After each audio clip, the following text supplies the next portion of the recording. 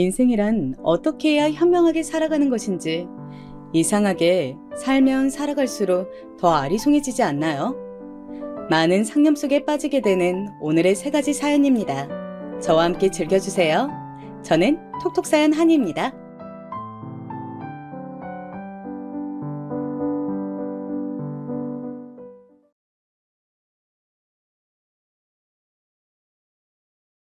안녕하세요.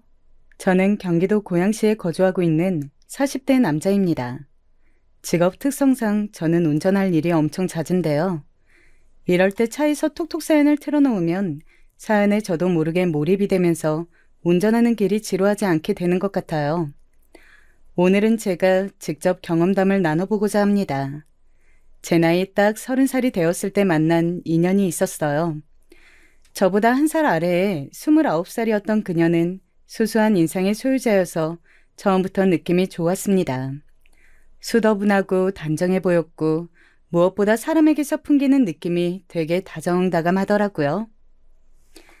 오빠, 내가 성인이 되고 나서 연애를 딱 2번 해봤다? 그런데 그 2번이 나에게 안 좋은 기억을 심어주었어. 왜냐하면 2번 모두 상대방이 나를 두고 바람을 피웠기 때문이야. 그러다 보니까 혹시 나에게 문제가 있나? 이런 생각까지 드는 거 있지? 마음의 상처를 깊이 받았고 이제는 연애를 떠나서 사람 자체에 대한 불신이 생기더라. 여보하고 지금 알콩달콩 문제없이 만나고 있다는 게 사실 나에게는 꿈만 같아. 진짜? 아니, 너는 어떻게 그런 쓰레기 같은 놈들만 사귀었어? 성현아, 절대 너에게 아무 잘못도 없었다는 거 알지? 그런 놈들이 이상한 거지. 너에게 문제가 있어서 그렇게 되었던 것이 아니야. 오빠라면 그렇게 말해줄 줄 알았어. 나는 오빠를 만나기 전까지는 순정을 다 갖다 바치면 배신으로 보답하는 것이 남자라는 족속이라고 여긴 참이었거든. 그런데 오빠가 내 생각을 바꾸어 놓아준 거야. 나에게 여보는 정말 운명 같은 인연이라고 생각해. 어느 날 둘이 데이트 도중에 가진 술자리에서 그녀가 이런저런 말들을 했었는데 그런 소리 듣고도 가슴에 아무 반응이 없는 남자가 세상에 어디 있겠습니까? 저는 그날을 기점으로 애정이 더욱 커졌던 것 같아요. 저 하나만큼은 절대 이 여자를 배신하거나 실망시키지 않겠다는 각오가 활활 타올랐었죠. 참고로 저희 두 사람은 각 집안의 수준이 아주 비슷하였는데 그렇다 보니까 서로 넘치거나 아쉬운 게 없어서 좀 더 결혼으로의 진행이 수월하였어요. 양가 모두 재산이 넉넉하게 보유된 건 아니었으나 각자 노후 준비가 되어 있는 수준이었네요. 딱 1년 연애를 하고서 상견례를 진행했습니다. 결혼 정년기에 만났던 그녀, 제 아내는 당시 모아둔 돈이 2,500만 원이었습니다. 26살부터 정식으로 돈을 벌기 시작하였다고 했으니 저와의 결혼식을 올린 그녀의 나이 30살까지 딱 4년의 기간이었어요. 성현아, 그러면 대충 네가 1년에 600만 원 정도를 모아온 셈이다. 그치? 네가 서비스업에 종사하면서 많은 급여를 받고 있는 것도 아니니까 이게 절대 적은 금액이라고 생각하고 싶진 않지만 조금 의구심이 들긴 한다. 왜? 오빠, 나 정도면 괜찮게 모은 거 아니야? 내가 샤넬백 하나가 있기를래? 아니면 자차가 있기를래? 나 씀씀이 절대 해픈 여자 아닌 거 여보도 알잖아. 그러니까 더 궁금한 거야. 너 2년 전까지는 자취가 아니라 본가에서 생활했다 그랬고 자취도 대학 동기하고 같이 살아서 지출이 적었을 텐데 알뜰살뜰하게 절약하며 사는 네가 연봉에서 4분의 1만 저축을 해왔다고? 나머지 돈은 혹시 어디로 갔는지 물어봐도 돼? 우리 이제 서로 믿으며 살아가는 부부가 되는데 굳이 적금 같은 거 숨겨둘 필요는 없다고 생각하거든. 내가 그냥 대충 둘러대면 어련히 돈을 쓸 곳에 쓰면서 살았겠구나. 이렇게 여기고 넘어가면 될 일이지. 오빠는 왜 그렇게 기를 쓰고 내가 돈을 어디다 썼는지 알아내려고 들어? 나 괜히 의심이라도 받는 입장 된 것 같아서 기분이 나빠.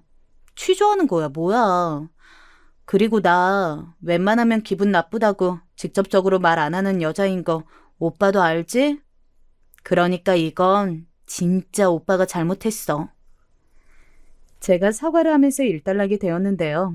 아내는 집안에서 3남매 중에 막내입니다. 먼저 결혼해서 가정 꾸리신 처형과 형님이 계시고요. 제가 연애 때 얼핏 들어왔던 것도 있고 해서 알고 있었던 부분은 장인어른, 장모님 두 분은 처형께서 전적으로 챙겨드리고 계셨고 금전적인 건 형님께서 주로 책임을 지고 계시다는 것이었어요. 아내는 집안에서 너는 네 앞가림이나 잘해라 이렇게 여겨지는 막내였기 때문에 집에 돈을 안 내놨습니다. 연애 초기 때 어버이날이 됐었는데 제가 부모님께 카네이션 생화와 용돈 그리고 고급스러운 한정식 집을 예약해드렸던 반면 아내는 카톡으로 낳아주고 길러주셔서 감사합니다. 이런 상투적인 문구만 딸랑 보내드리는 게 전부였던 걸 제가 직접 봤습니다. 그랬기 때문에 제가 분명히 아내가 집에서 절대 돈 쓸 일이 없다는 걸 알고 있었건만 결혼할 때가 되어서 재산을 공개했을 때 제가 좀 당황할 수밖에 없었죠.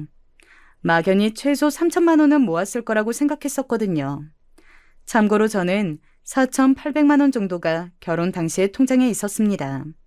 제가 돈을 더 많이 모은 상태였지만 입이 떡 벌어지는 차이도 아니었고 계산기를 두드려가면서까지 재고 따지고 싶은 생각은 추워도 없어서 그냥 결혼을 진행했었어요.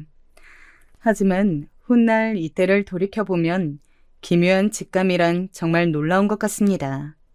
이때 가졌던 아내가 왜 생각보다 돈이 없을까에 대한 의구심이 괜한 것이 아니었기 때문이에요.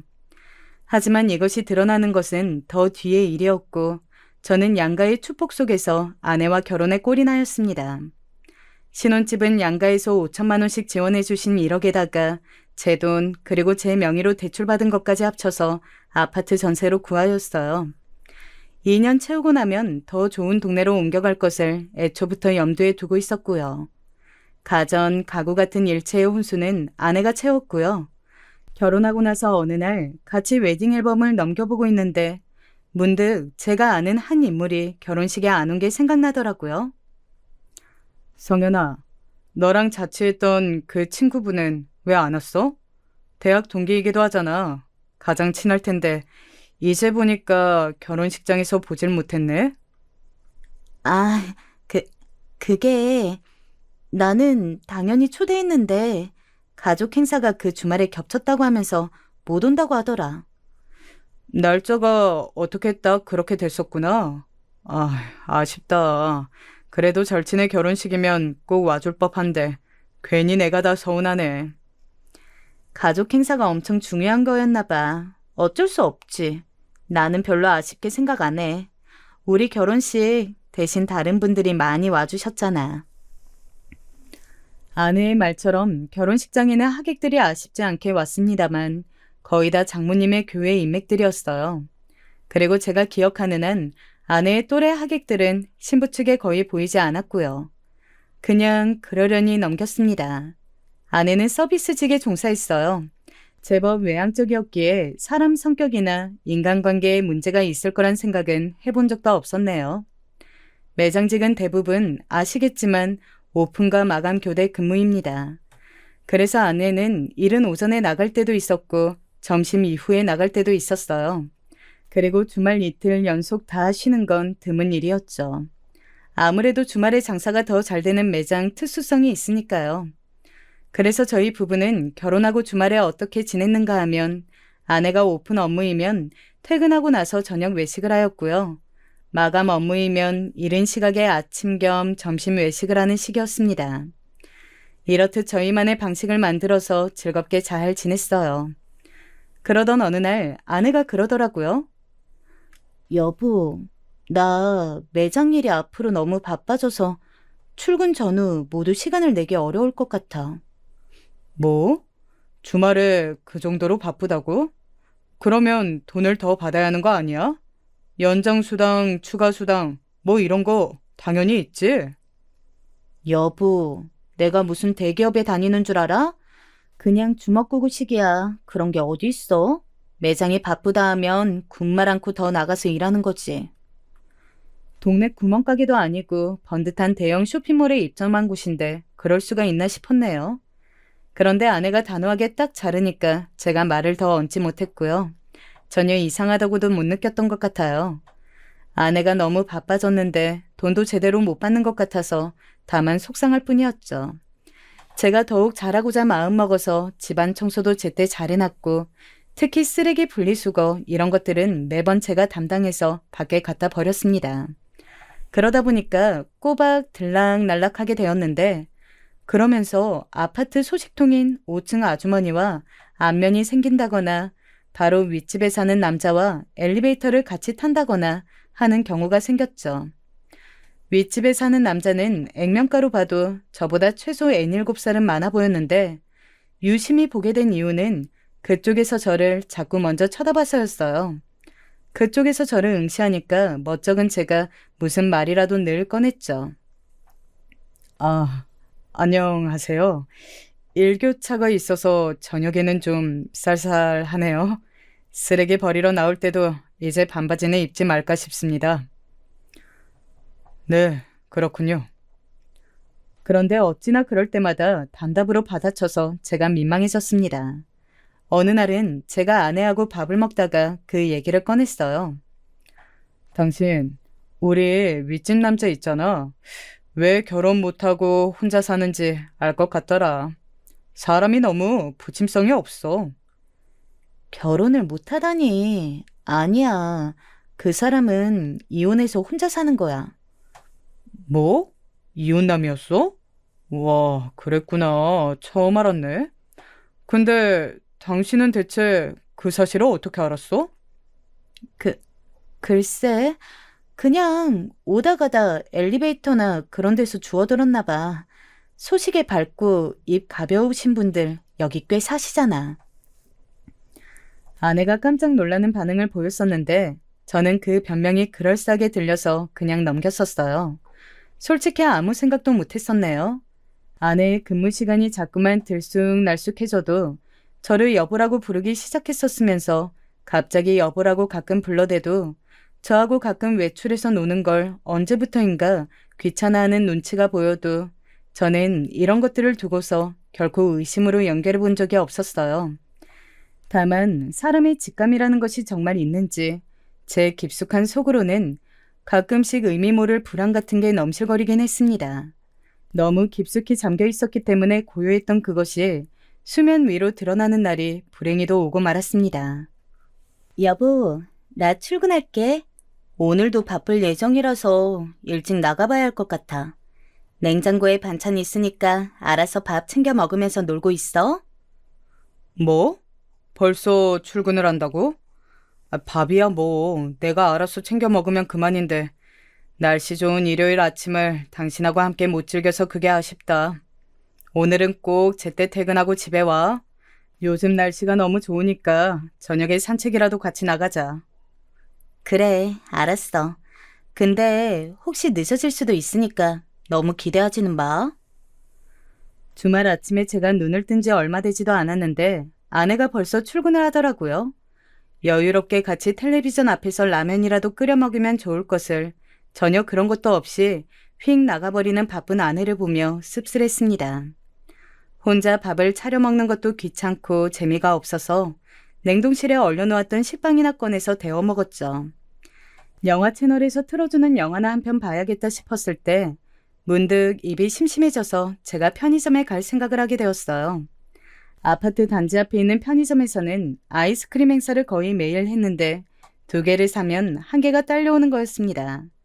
그래서 저는 그때 지갑을 챙기면서 미리 생각을 했죠. 아이스크림을 제가 좋아하는 맛 1개, 아내가 좋아하는 맛으로 2개 이렇게 살 계산을 한 거예요. 은근히 그런 사소한 것에서 저는 아내를 우선으로 챙기는 사람이었던 것 같네요. 한 채 앞에 일을 모른 채로 저는 휴대폰이랑 지갑만 챙겨서 집을 나섰습니다. 그런데 딱 현관문을 열자마자 동시에 위층에서도 현관문이 벌컥 열리는 소리가 나는 게 아니겠어요? 굉장히 공교로운 일치라고 느낀 것도 잠시 엄청나게 빠른 발소리가 들려왔습니다. 다급한 발소리를 내며 누군가 위층에서 이리로 내려오고 있었는데 저는 홀린 듯이 소리가 나는 계단 쪽을 쳐다보고 있다가 깜짝 놀라고 말았어요. 왜냐하면 마치 뭔가에 쫓기는 것처럼 다급하게 계단을 내려온 사람이 제 아내였기 때문입니다. 제가 넋이 나가서는 무의식적으로 중얼거렸죠. 당신이 지금 왜 거기서 내려와? 당신 출근은? 여보, 나 좀 살려줘. 나 지금 무서워서 죽을 것 같아. 제발 나 좀 도와줘. 그때 다급히 내려온 아내가 저를 발견하고는 부르뜬 눈으로 다가와서 제 팔을 꽉 붙잡았습니다. 그것만 봐도 완전히 겁에 질려 있는 사람의 모습이었어요. 저는 어리둥절함과 동시에 아내가 무슨 봉변이라도 당한 것 같다는 불안감에 휩싸였습니다. 사람이 너무 의외의 상황에 놓이면 생각하고 행동하는 게 아예 일시정지가 되더군요. 이 상황 자체가 너무 믿기 힘들어서 저는 아내를 훑어봤는데 이제 보니까 단화의 뒤축을 꺾어 신었더라고요. 제대로 신지도 못할 만큼 긴박한 상황이었다는 거겠죠. 대체 무슨 일이야? 당신 윗집에서 나온 거 맞지? 지금 거기서 내려온 거지? 맞아. 여보, 윗집에 그 남자가 지금 나를 해치려고 해. 넋이 나가 있는 아내가 입술을 파르르 떨면서 대답했어요. 그러더니 두 손으로 자기 머리를 감싸지면서 흐느끼더군요. 이런 아내의 모습을 본 건 처음이었죠.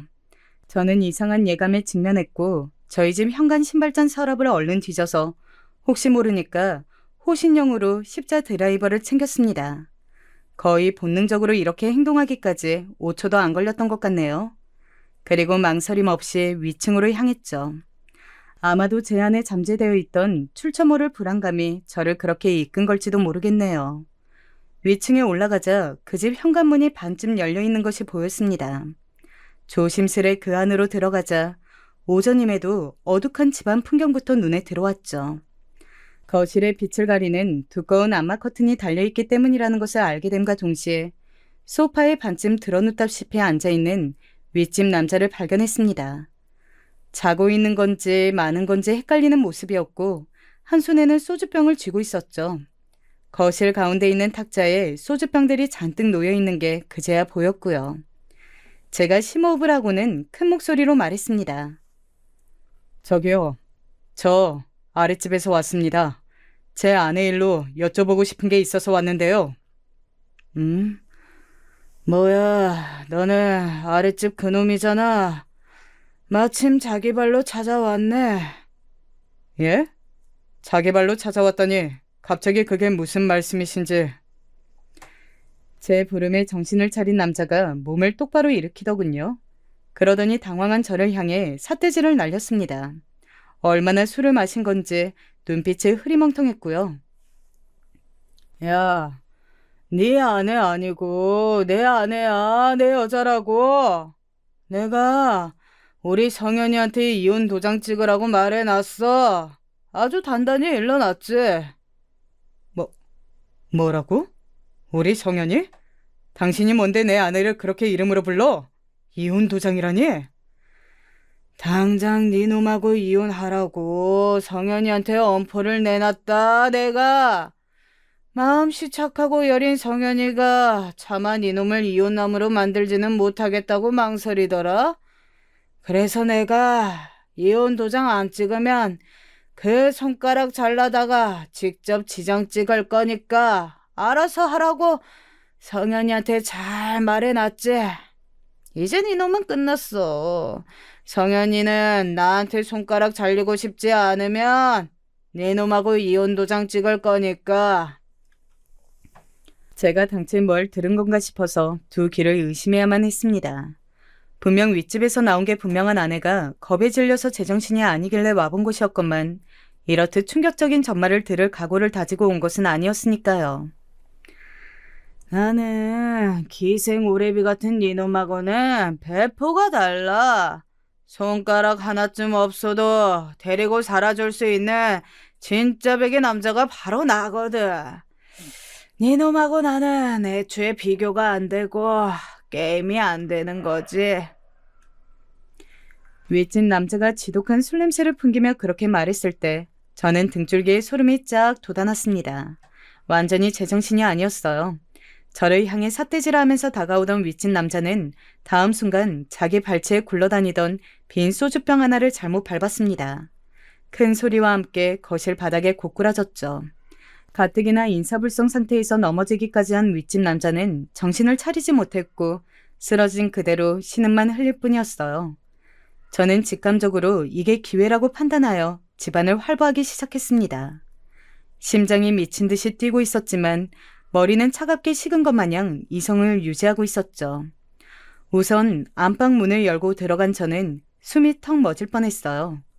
아내가 즐겨 쓰는 바디로션, 그것과 똑같은 게 협탁 위에 있었기 때문입니다. 윗집 남자는 분명히 혼자 살 텐데 침대 위에 베개는 2개였어요. 그 다음으로 작은 방에 들어가자 더욱 경악스러운 풍경이 보였죠. 옷방으로 쓰이고 있던 그 방에는 여자 옷이 절반가량의 비율을 차지하고 있었습니다.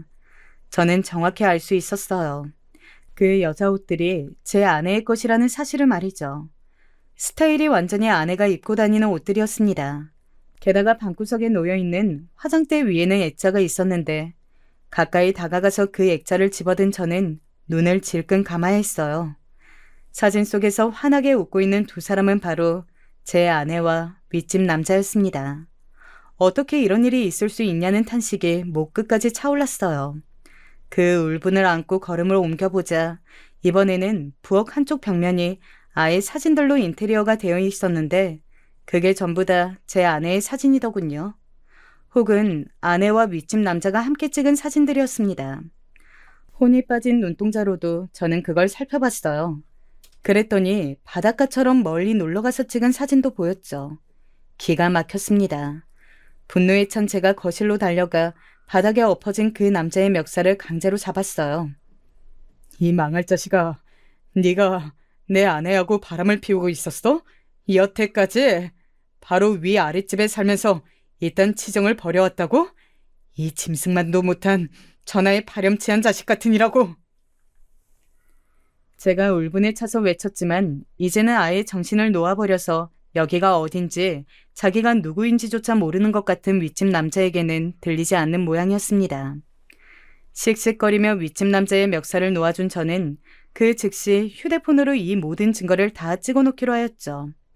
그런데 손이 극심하리 마치 덜덜 떨려서 주머니에서 휴대폰을 꺼내고 동영상 버튼을 누르는 그 단순한 과정도 애를 먹었습니다. 제 평생에 그런 건 처음이었네요. 도저히 믿을 수 없는 제 아내의 외도 증거를 직접 증거로 찍어 남기는 동안 저는 울고 싶은 심정이었습니다. 불과 몇십 분 전까지만 해도 저는 아내와 나눠 먹을 아이스크림을 사놓으려고 외출하려던 참이었어요. 그랬다는 게 믿어지지가 않더라고요. 오죽하면 저는 저의 손으로 직접 제 뺨을 세게 쳐보기까지 했습니다. 더럽게 아프더군요. 그러나 갈기갈기 찢긴 제 가슴보다는 아프지 않았던 것 같네요. 화장실까지 확인한 저는 무심코 수납장을 열어보았다가 멈칫하고 말았습니다. 여성들만 쓰는 생리대가 그 안에 들어있었는데 그건 제 아내가 쓰는 제품이었어요. 아내가 늘 동일한 제품만을 썼기 때문에 제가 그걸 알고 있었던 것이죠. 다량의 옷들에 이어서 생리대까지 이것은 명백한 2집 살림의 증거였습니다. 억지로 심신을 진정시킨 저는 그제야 모든 퍼즐이 맞춰진다는 생각을 하게 되었어요. 왜 아내의 근무 시간이 뒤죽박죽이었는지, 그래놓고 그에 맞는 급여는 받지 못하고 있었던 것인지, 그 정도로 매장을 위한 희생정신과 애사심이 넘치는 사람이라고 보기에는 매장의 발전이나 미래에 관한 것은 조금도 관심이 없었다는 점까지 자연스레 답이 나오더라고요. 애초에 아내는 추가 근무를 한 적도 없었고 뒤죽박죽으로 근무표를 계속 일을 해온 적도 없었으며 저에게 거짓으로 둘러댄 그 시간들 동안 윗집 남자와 불륜을 저지르고 있었던 겁니다. 출퇴근 전후로도 물론 이 윗집에 있었을 것이고요. 미쳤구나. 완전히 미쳤어. 이건 제정신으로 저지를 수 있는 일이 아니야. 나는 그동안 이 미친 행각에 속아나고 놀아나왔던 거구나. 저는 이제 아예 코까지 골기 시작한 거실 바닥에 널브러진 윗집 남자를 바라보다가 문을 나섰습니다. 그런데 현관문 바로 앞에 제 아내가 있었어요. 서로 딱 마주치자 엄청나게 무서운 침묵이 감돌았고 마치 공기마저 얼어붙을 것 같은 느낌이 들었습니다.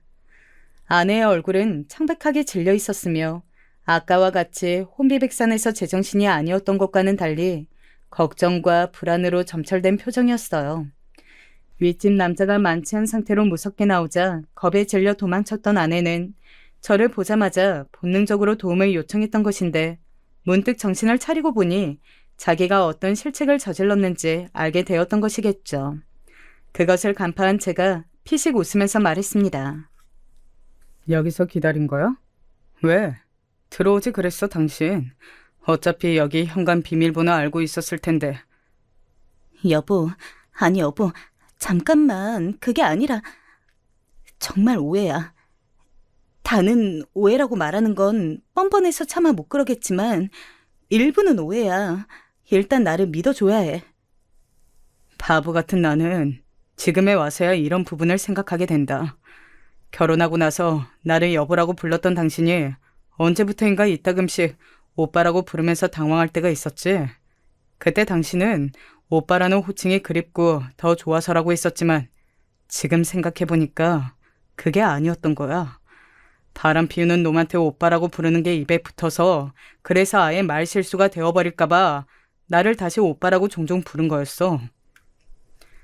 그러자 아내가 여기까지 와서 아니라고 차마 거짓말은 못하겠는지 푹 숙이더군요. 저는 그때 다시 실감이 났던 것 같아요. 이 기가 막힌 상황이 현실이라는 게 말이죠. 왜 그랬냐고 묻고 싶은데 이제 와서 그게 무슨 의미가 있을까 싶다. 당신은 부부간의 신뢰를 깨트렸고 뻔뻔스레 두 집 살림을 하고 있었고 나는 이제 더 이상 이런 당신과 살 수가 없는데 왜냐고 이유를 물어봤자 무슨 의미가 있겠어? 안 그래? 나와 살 수가 없다니? 그럼 설마 이혼이라도 하자는 소리야? 이렇게 단번에 이럴 수가 있어? 여보, 정말 오해야. 가벼운 사이였고 절대 깊은 관계는 아니었어. 말장난을 쳐대고 자꾸 치근덕거리는 사람이라서 내가 호기심에 응한 것뿐이었어.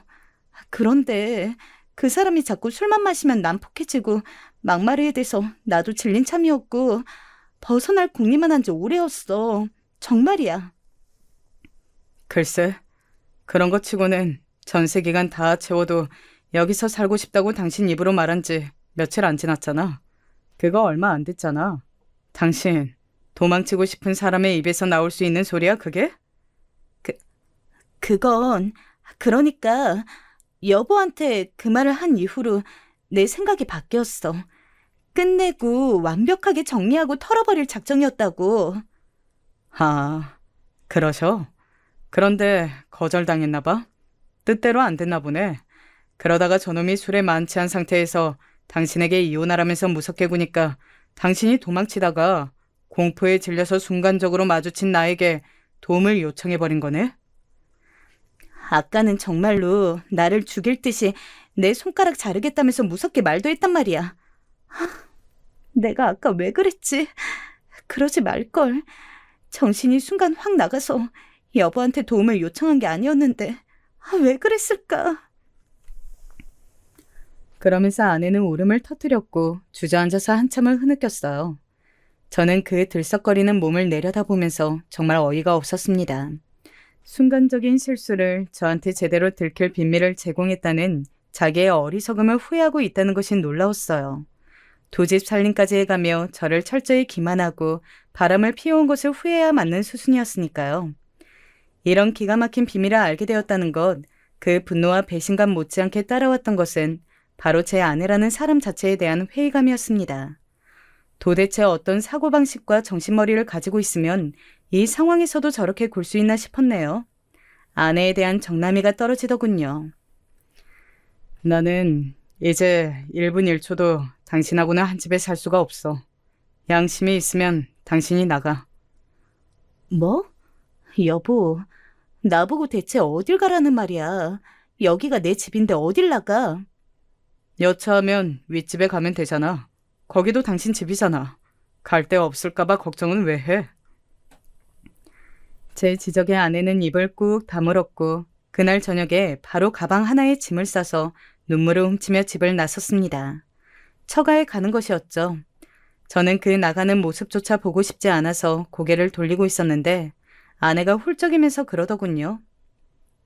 여보, 화 풀리고 진정되면 다시 올게. 알았지? 내가 다시 와서 여보한테 제대로 사과할게. 저는 받아줄 생각조차 안 하고 있는데 혼자 꿋꿋하게 그러는 것이 정말 대단했습니다. 뻔뻔한 철면피로 여겨졌어요. 불과 몇 시간 전까지만 해도 저의 사랑하는 아내였습니다만 그 두 집 살림의 증거를 제 눈으로 직접 보고 나서도 그렇게 여길 수는 없었네요. 사랑이란 뭐고 신뢰란 뭘까 이런 생각 그날 많이 했습니다. 그런데 늦은 밤중에 윗집 남자가 저를 찾아왔어요. 몹시 혼란스러운 표정을 하고 있었고 술 냄새가 아직 미약하게 나는 듯하였으나 정신은 멀쩡히 차린 듯 보였습니다. 정말 죄송하게 됐습니다. 면목이 없습니다. 개인적으로 좀 힘든 일이 있어서 술을 너무 많이 마셨더니 제가 완전히 제정신이 아니었습니다. 힘든 일이라고요? 지금의 저보다 힘드실 것 같지는 않은데요. 이렇게 대화 나누고 싶지 않으니까 이만 가세요. 저는 그쪽하고 앞으로 법적으로만 대화를 나누고 싶습니다. 다시 한번 죄송합니다. 저요, 남자 대 남자로서 솔직히 말하는 건데 그 여자에게 진심이었습니다. 애정을 다했어요. 그래서 이혼하기를 원했고 기다렸습니다. 하지만 그건 어디까지나 바람이었을 뿐 현실로 이루어진다면 제가 그 여자와 결혼해서 앞으로는 책임지며 살아간다는 각오까지는 안 되어 있었어요. 그걸 제 자신도 알았기에 그 여자가 이혼하기를 바라면서도 한편으로는 그저 불륜 관계인 것이 좋기도 했습니다. 이중적인 마음이었죠. 뭡니까? 그러면 오늘은 술김에 객기를 부리신 거였습니까? 이혼 도장 찍으라면서 손가락 자른다고 그런 발언까지 하셨었잖아요. 네, 만취해서 그랬습니다. 속에 들어있던 추악한 면모가 튀어나온 것 같습니다. 정말로 죄송합니다. 제 앞에서 윗집 남자는 고개를 숙였습니다. 물론 저는 그 순간에도 치가 떨리고 있었죠. 기혼자가 바람을 피우는 건 자기 배우자의 영혼을 죽이는 일과도 같다는 문구를 어느 곳에선가 본 적이 있었어요. 그게 맞더라고요. 제 모든 것이 부정당하고 기만당하고 철저하게 깨부서진 기분이었습니다. 그저 미칠 것 같아서 차마 울음도 편하게 안 나왔습니다. 제가 돌려보낸 윗집 남자는 그날 잠을 잘 이뤘는지 모르겠으나 저는 한숨도 못 잤어요. 침대에 누워서 딱 천장을 보는데 제 아내가 윗집 남자와 함께 미래를 즐겼을 공간이 바로 이 천장 변 너머에 있다고 생각을 하니까 토악질이 나오더라고요. 도저히 견딜 수가 없었어요. 뜬 눈으로 나를 지새우고 간신히 출근했다가 결국 오전만 근무하고 나왔습니다. 월요일 같은 때에 반차를 허락해주는 분위기가 아닌 직장이었는데 다들 제 몰골을 보고서는 먼저 들어가서 좀 쉬라고 그러더군요. 그런데 오후에 장모님으로부터 연락이 왔어요.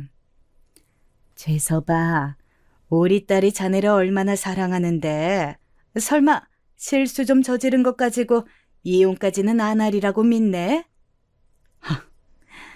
그게 실수라고 표현될 수 있는 건가요?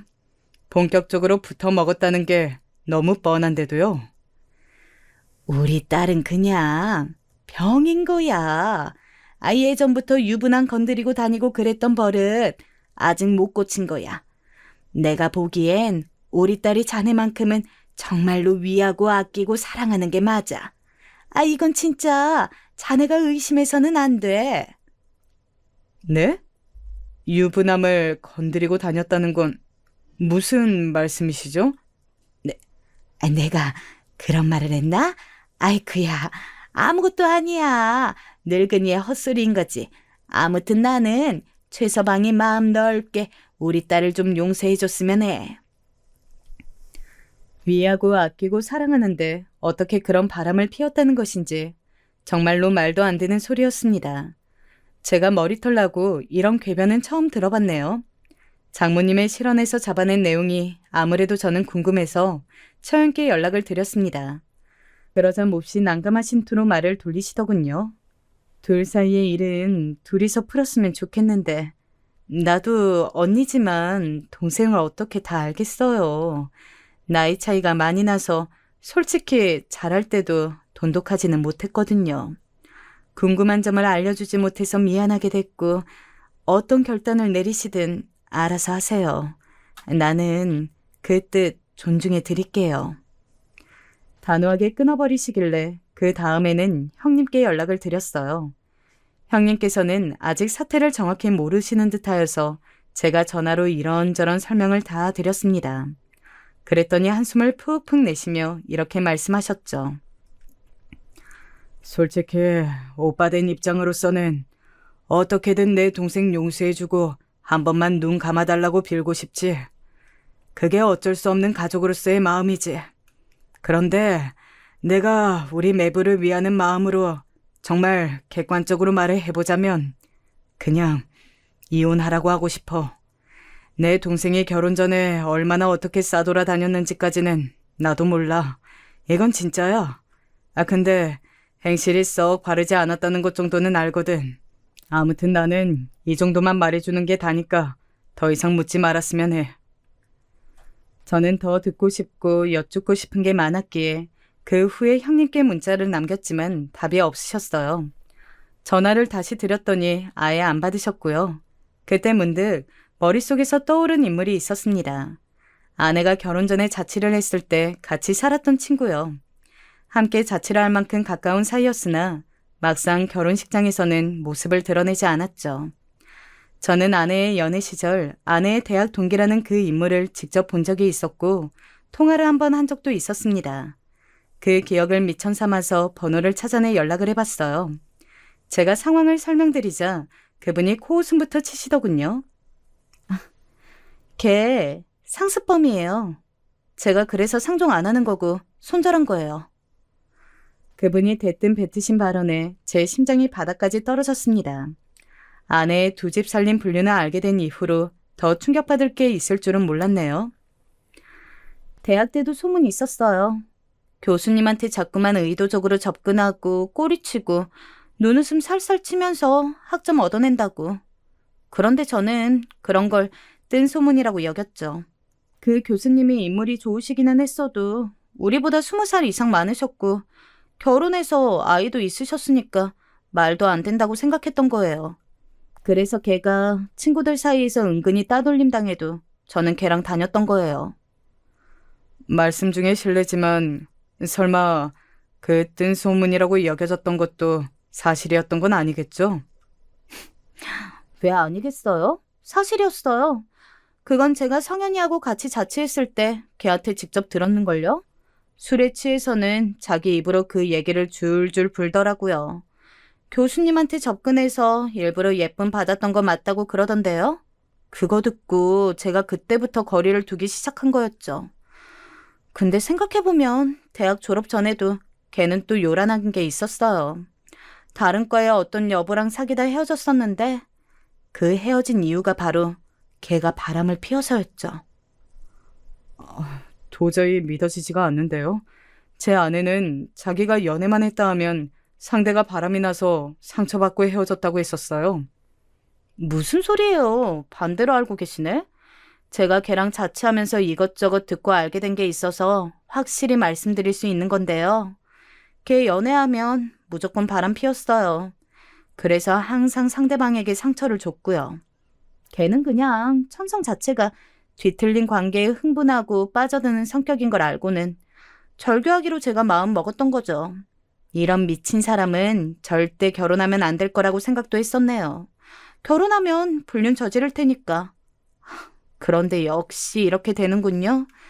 사람이란 안 바뀌나 봐요.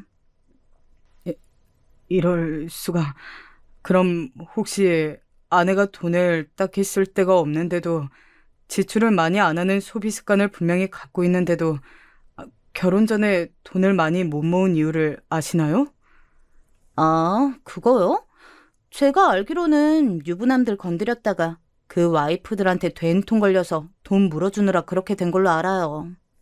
그것까지 알고 나자 정신이 아득해졌어요. 어쩐지 결혼 전에 이상하게 알뜰한 데다가 돈 나갈 구석도 없는 아내가 저축을 많이 못한 게 마음에 걸렸었는데 그게 불길함을 감지하는 직감이었나 봅니다. 저는 완전히 도덕적으로 해이한 여자와 결혼을 했었던 것이죠. 실소가 막 입에서 흘러나오더라고요. 눈물도 안 나왔어요. 다만 가슴으로 피눈물을 흘리고 있었습니다. 저는 일부러 아파트 소식통으로 알려진 5층의 아주머니를 공동 현관에서 마주쳤어요. 한숨을 크게 내쉬면서 벽에 기대어 서 있었더니 아니나 다를까 저에게 호기심 어린 얼굴로 다가오시더군요. 그래서 제가 초췌해진 몰골로 말씀드렸죠. 제 와이프가 윗집 남자하고 알고 보니까 그렇고 그런 사이였더라고요. 지금 어떻게 해야 될지도 모르겠고 그냥 생각이 너무 복잡해서 바람이나 쐴 겸 자꾸 나와 있게 되네요. 어머나 세상에. 윗집이면 908호? 이혼 전적 있고 혼자 사는 거기네. 거기가 옆 동네에 작게 공장 차린 사람이잖아. 우리 남편이 그 공장 거래처들하고 막연한 사이라서 나도 잘 아는데. 그런데 불륜이라니 이게 웬일이야. 미쳤다 미쳤어. 근데 와이프가 쇼핑몰에서 일하지 않아요? 거기 빵 파는 카페에서 맞죠? 네, 맞아요. 제 와이프가 거기서 직원으로 근무하고 있어요. 5층 아주머니는 건수 잡았다는 표정으로 벌써부터 입이 근질하신지 입술을 씹으시며 자리를 뜨셨습니다. 저는 그것으로 이 아파트 단지는 물론이고 동네 천지에 이 불륜 소식이 퍼지는 건 시간 문제라는 것을 알 수 있었죠. 제가 느낀 분노, 배신감, 허탈감 이런 것에는 결코 미치지 못할 정도의 사소한 보복이었으나 이런 거라도 당장 안 하면 속이 터져버릴 것만 같았네요. 아내는 집에 자기 노트북을 두고 왔다며 급한 거니까 가지러 가겠다는 핑계를 대며 오려고 했습니다. 그래서 저는 직접 아내의 노트북을 비롯한 물건 몇 가지를 챙겨서 처가로 향했어요. 나머지 당신 짐들은 이혼부터 하고 나서 옮기든지 했으면 좋겠어. 여보, 이혼이라니 정말 1억이야? 내가 잘못한 건 맞지만 오해도 섞여 있어서 나 좀 억울해. 그런 간절한 표정으로 여보라는 소리 하지 마. 나는 이제 당신의 여보가 아니야. 그리고 오해는 뭔 놈의 오해. 대체 뭐가 억울한데. 나 다 알고 있어. 당신이 얼마나 더럽게 살아왔는지 너의 과거를 아는 사람에게서 전부 들었어. 알고 있다고? 내 과거를? 그게 무슨 소리야? 대체 나에게 과거 같은 게 어딨어. 나는 그런 것 따위 없어. 정말이야. 당신은 입만 열면 거짓말을 술술 쏟아내는 사람이구나. 너무 태연하게 아무렇지도 않게 거짓말을 하니까 보는 입장에서는 정말 소름이 돋는다. 당신이랑 같이 자취했던 그 친구분한테서 직접 다 들었어. 정말 세세하게 증언을 해주시더라. 뿐만 아니라 당신과 학교를 함께 다녔던 동기들이라면서 당신의 진면목을 다 아는 것 같던데. 그럼에도 당신이 계속 발뺌하겠다고 하면 내가 그 사람들 다 찾아내서 물어볼게. 여보, 미안해. 내가 잘못했어. 그래, 내가 어렸을 때는 철이 좀 없었어. 내가 비록 예전에는 제정신이 아니었지만 지금은 나 정신 차렸어. 아니, 이번에도 좀 실수를 하긴 했지만 아무튼 내 마음은 여보한테만 있단 말이야. 내 진심을 좀 봐주면 안 될까? 아니, 내가 보기에 당신은 영원히 한 사람에게만 정착하는 걸 할 수 없는 사람이야. 당신하고 이쯤에서 정리하고 싶다. 당신이 정말로 나를 조금이라도 위하고 사랑한다면 이혼해줘. 그게 내가 진정으로 원하는 거니까. 제가 흔들리지 않고 받아치자 아내는 거실 바닥에 털썩 주저앉아서 엉엉 울기 시작했습니다. 마치 어린아이가 자기 엄마한테 과자 사달라고 조르는 것처럼 팔다리를 아무렇게나 흔들면서 아주 서럽게 울더군요. 제가 오자 조용히 방으로 들어가 계셨던 장인어른께서 나와 보신 건 그때였어요. 성현이 너, 이 녀석아! 적당히 못하겠어! 지금 일하는 곳에서도 소문이 나서 해고당하느니 마느니 강제로 사직서 쓰느니 마느니 이러고 있으면서도 정신을 아직 못 차린 게야. 지금 최서방이 원하는 대로 들어줘야 그나마 뒤탈 없이 다시 살 수 있는 거지. 쓸데없이 우겨대면서 최서방을 자극해봤자 네가 얻는 게 뭐야? 아빠는 왜 내 편을 안 들어줘?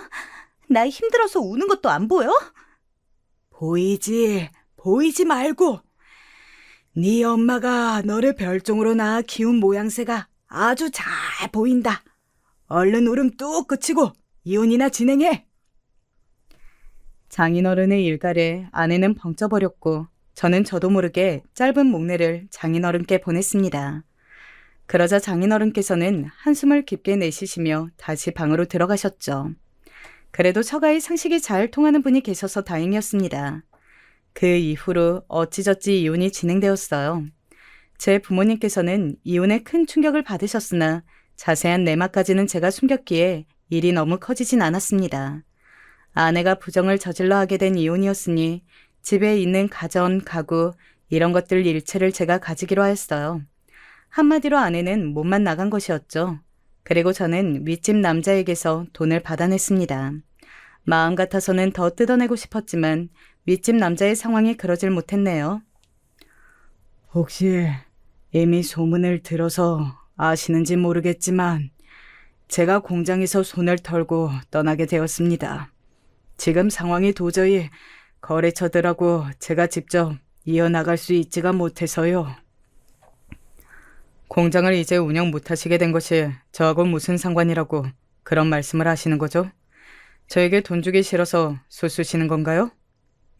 아니, 딱 그렇다기보다는 힘들어진 사람의 사정 좀 봐달라는 거죠. 그쪽은 제가 힘들어질 것을 다 고려하고서 제 아내하고 불장난을 저질르셨습니까? 그것도 뻔히 위아랫집을 살고 있으면서 그런 금수만도 못한 짓을 저지르신 분께서 잘도 사정 봐달라는 말씀을 하시네요. 저에게 사정사정을 하던 윗집 남자는 결국 제 냉담한 태도 앞에서 눈물을 보이며 결국 무릎까지 꿇었습니다. 정말 바닥에 털썩하고 무릎을 꿇는 것에 저도 진짜 한숨밖에 안 나오더라고요. 그것에 마음이 약해져서 돈을 더 뜯어낼 만큼 못 뜯어낸 게 아니었고 앞만 봐도 그 윗집 남자가 수중에 돈이 남아있지를 않는 것 같아서 그리하였습니다. 아파트 소식통인 5층 아주머니의 남편분들 통해서 공장 단지 및 거래처들에도 윗집 남자의 저급한 불륜 이야기가 다 퍼져버린 모양이었으니 더 이상 버틸 수가 없었나 봅니다. 결국 윗집 남자는 다른 사람에게 공장을 넘긴 뒤 도망치듯 사라져버렸어요. 종적을 감춰버리면 끝이게 될까봐 진작에 1,000만 원을 받는 것에 만족하며 그치게 된 저로서는 다행이었죠. 당연히 윗집 남자는 이사를 간 것이었는데 시선을 의식한 것인지 평일 아침 새벽에 이삿짐 차 불러서 떠났더군요. 저는 얼마 후에 만기를 맞이하여 그 집을 떠나게 되었어요. 그때 이혼이 최종 성립되었고요. 저는 아예 다른 지역으로 갔습니다. 직장 생활을 계속하려니까 자꾸만 가슴이 뻐근하고 두통이 심하게 일어나더군요. 병원에 가봐도 뾰족한 수가 없었고 아마도 우라병인 듯 하였어요. 스트레스가 켜켜이 쌓여간 것이었죠. 그래서 저는 사무직을 그만두었고 각종 기계의 수리를 보고 다니는 일을 시작했습니다. 저의 형의 오랜 지인분이 하는 곳에서 저를 고용해 준 것이었죠. 그 후로 저는 이곳 저곳의 수리 업무를 보러 다니느라 혼자 운전하고 다니는 시간이 엄청 늘어났어요. 그런데 마음이 편안하더라고요. 잡생각을 떨칠 수 있어서 좋았죠. 다시 사무직으로 안 돌아갈 것 같다는 생각이 들었고 지금까지도 그러고 있습니다. 이제는 과거형이 되어버린 아내, 그녀에게서 사실은 연락이 왔어요. 여보, 암만 생각해도 나 억울해서 미쳐버릴 것 같아. 그때 내가 넋이 빠져서 방심하지만 않았으면, 괜히 여보한테 입만 나불대지 않았으면 안 걸리는 거였잖아. 그럼 나는 어떻게든 그 남자하고 끝냈을 테고 우리는 평화로운 부부 생활을 누리고 있었을 거야. 나 진짜 억울해, 여보. 너무 화가 나서 요즘에는 밤에 잠도 안 와. 피해자는 난데 네가 억울하다는 얘기를 안 해? 아직도? 내가 진지하게 조언하는데 너 진짜 정신과 한번 가봐라. 너 그거 정신적으로 문제 있는 거야. 그리고 우리가 이혼한 지가 언제인데 아직도 나한테 여보 타령이야? 지금 이 번호도 차단할 거니까 제발 나한테 연락 안 해줬으면 좋겠다. 앞으로 알아서 잘 살아.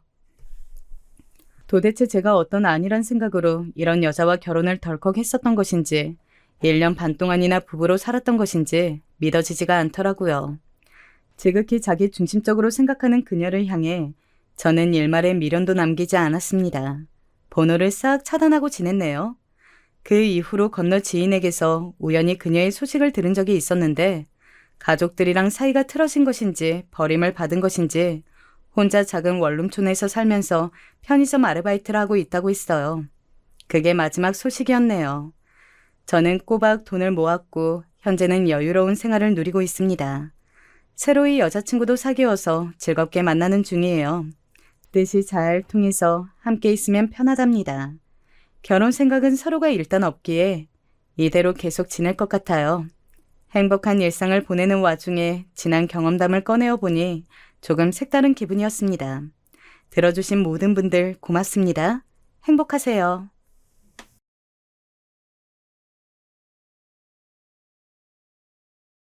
나이 들수록 주변 사람들의 경조사를 축하할 일보다는 하나둘씩 떠나가는 장면들을 보면서 고민이 많아지게 되는 것 같습니다.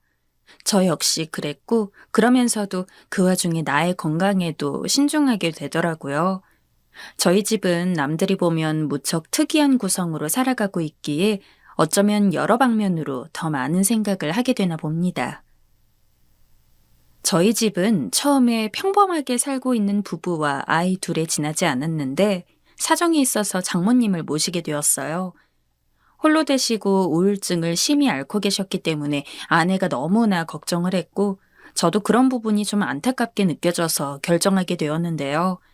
아내는 이런 부분에서 저에게 무척 미안하다고 하기도 하고 신경을 썼지만 사실 저는 종일 나가 있고 아내는 장모님과 함께 생활하는 것이니 특별히 불편한 점은 없었어요. 그리고 1, 2년 차에 접어들 쯤 우리 집에는 매우 이색적인 변화가 일어나게 되었어요. 바로 저희 어머니까지 모시고 같이 살게 된 것입니다. 솔직히 이전 상황과 달리 단순하게 생각하고 결론을 내리기가 어려웠어요. 한 집에 시어머니와 장모님이 같이 있다는 것은 남들이 볼 때에는 뭔가 대치하고 있는 모양새 마냥 되게 위태하게 느껴질 수도 있으니까요. 하지만 저희 어머니 역시 혼자 지내시긴 힘드신 상태였어요. 수시로 탈이 나서 알아 누우시기도 하고 어딜 가다가 넘어지시기도 하고 허리가 완전히 마비된 상태로 집에 반나절을 혼자 누워 계셨던 적이 있었어요. 이런 일을 겪고 나니 아들이라고는 저 하나만 있는데 어머니께 너무나 죄송하더군요. 마음 같아선 어머니를 모셔오고 싶은 심정이 아주 굴뚝 같았어요. 그렇지만 장모님을 모시고 있다 보니 둘 중 한 분은 나가시게 해야 하는데 바로 이렇다 싶은 결정을 내리기 어렵더군요. 그런 제 마음을 눈치챈 아내가 두 분을 한 집에 모시자며 말을 꺼내더군요. 사실 장모님 상황도 여간 나쁜 게 아니니 다시 가시게 하기도 애매하고 그렇다고 우리 어머니를 저렇게 그냥 놔둘 순 없었어요. 그리하여 결국 한 집의 양가 어머니들을 같이 모시게 되었습니다. 초반에는 어머니도 엄청 민망해하시고 불편해하셨어요. 살림살이 하나씩 설명해드리면서 작은 방을 내드렸는데 그렇게 엄청 넓지도 않은 집이었지만 두 분 다 여간 뻘쭘해 하시는 게 아니었답니다. 그런데 그때 장모님께서 우리 어머니께 먼저 말씀하시는 걸 듣고 가슴이 뭉근해지더군요. 사돈, 저도 이렇게 딸이랑 사위 집에 와서 폐를 끼치고 있어요. 제 집도 아니라 이리 말씀드리기도 뭐하지만 사돈도 편히 계세요. 저랑 딸만 있어서 적적했는데 사돈이 계시니까 참 좋네요.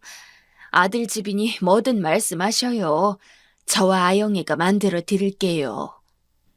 저희 어머니는 그 말을 듣고 조금이나마 불편한 기색이 누그러지셨고 이후로 부담이 훨씬 덜해지셨는지 나름 반찬도 만드시고 식사도 편히 하시는 것 같더라고요. 두 분은 나이가 1살 차이였는데 키도 비슷하고 각자 아버님들과의 나이 차이도 5~6살씩 비슷하게 차이가 나는 터라 공통점이 없진 않으셨어요. 저와 아내는 처음엔 걱정했지만 두 분이 생각보다 공감대를 편하게 만들어 가시는 것 같아서 점차적으로 안심하게 되었죠. 아마 저희 어머니나 장모님이나 남한테 패기치기 싫어하시는 성격이라 초반에 여간 조심하신 게 아니었을 것 같아요. 그러다 몇 년이 지나면서 두 분은 점점 서로에게 익숙해지셨고, 말이 많은 편이 아니었던 두 분이 이제는 자연스럽게 한 집에 사는 친척들처럼 가까워지셨답니다. 아이들이 자랄 때 졸업식이나 입학식도 나란히 같이 다니시고 모든 경조사나 행사들을 함께 했어요. 아무래도 식구가 많고 서로 조심스러운 관계다 보니 긴장되는 부분이 없지 않았지만 시간이 지나면서 본격적으로 악화가 되던지 아니면 진정이 되던지 둘 중 하나 아니겠습니까? 저희 집은 참 다행스럽게도, 아니 참으로 감사하게도 이런 긴장이 풀려서 완화되는 쪽으로 가게 되었어요. 혹시나 악화되고 불화가 생길까봐 저와 아내는 매번 긴장했던 것 같은데 장모님과 저희 어머니는 나중에 같이 경로당도 다니게 되셨고 아주 편안한 관계로 함께 하시게 되었어요. 저희 부부가 자러 들어간다고 해도 두 분은 나란히 거실에 앉아 드라마를 보시면서 수다를 떨기도 하고 삶은 계란이나 쥐포 같은 것을 간식으로 곁들여 드시는 것을 무척 좋아하셨죠. 밤 10시나 11시쯤 지나서 쥐포를 굽는 냄새가 나면 이건 무조건 우리 어머니가 굽는 거구나. 두 분이 뭔가 또 드라마나 다큐멘터리를 보시려나 보다 하고 예감하게 되었어요. 우리 애들도 나가서 할머니들과 같이 앉아서 까먹다가 제 방으로 들어가 자기도 했고요. 이렇게 할머니들이 집에 계시는 덕에 저와 아내는 가끔 아이들이 아프거나 뭔가 일이 생겨도 장모님과 어머니가 같이 봐주시거나 대신 가주시니 이런 부분에 감사함을 느꼈어요. 솔직히 이렇게 6식구가 살기에 결코 여유로운 형편은 아니었고 저도 가장으로서 많은 부담을 느끼긴 했어요. 그래서 아내도 너무 늦기 전에 생활선으로 뛰어들게 된 것도 있고요. 그래도 가장 감사한 것은 가정의 분위기가 나빠지진 않았다는 것입니다. 몸이 불편하셨던 저희 어머니는 중간중간 약을 먹고 근거리 병원을 다니면서 큰 문제는 없게 되었고 뭔가 일이 있다고 해도 항상 바로 근처에 장모님이 계시니 즉각 상황을 알 수 있어서 걱정할 게 없었어요. 아내는 우리 어머니가 계셔서 장모님도 우울증을 잊고 자잘한 수다가 많아진 것 같다고 하더라고요. 아무리 그래도 그 연령대에는 나이 차이 나는 자식보단 동년배가 더 좋을 텐데 그 역할을 우리 어머니가 해주신 것 같다고 말입니다. 한창 초반에 아내도 장모님의 우울증 때문에 가슴 아파서 울던 때가 있었는데 어느새 그런 걱정이 있었나 싶게 묻히기도 했더라고요. 덕분에 우리는 이렇게 지내오면서 나중에 아이들이 대학에 가고 취업을 하고 큰아이가 결혼을 할 무렵까지 그럭저럭 무탈하게 살게 되었어요. 꽤 오랜 세월이었는데요. 그러던 사이 특별한 풍파 없이 잘 지내왔던 우리 집에 아주 큰 사건이 생기게 되었어요. 아내가 그간 소화가 안 되고 어딘가 아프다는 말만 몇 번 했었는데 어느 날 갑자기 꿈쩍이지도 못할 정도로 괴로워하더니 그 길로 병원에 실려가게 되었어요. 걱정하시는 어머님들을 두고 저와 아이들이 각자 직장에서 나와 달려갔어요. 그런데 우리는 그날 아내에게 암이 있다는 것을 알게 되었고 이미 4기쯤 접어들어 시한부라는 말까지 듣게 되었어요. 이른 나이에 결혼을 했고 그래서 얼른 더 빨리 제 엄마에게 손주를 안겨주고 싶어 했던 큰딸은 큰 소리로 울며 정신을 차리지 못했어요. 저도 온전히 마음을 추스를 수 없어 결국 아들이 여기저기 연락을 드리게 되었죠. 제대로 마음의 준비도 못한 상태로 아내는 얼마 가지 않아 세상을 떠나게 되었습니다. 아내를 보내고 난 뒤 큰딸은 얼마 되지 않아 출산을 하게 되었고 그때 태어난 손주를 보니까 참 마음이 아려오더군요. 딸아이는 엄마와 함께 조리를 하고 싶었고 아기 보는 법도 배우고 싶었다고 하는데 그 말을 들으니 얼마나 가슴이 아픈지 모르겠더라고요. 그때 장모님과 저희 어머니가 딸아이와 손주를 집으로 불러 한 달 정도 같이 봐주셨어요. 이때 처남도 아기를 보겠다고 잠깐 집에 들렀는데 저한테 한참 고민하는 얼굴로 말을 하더군요.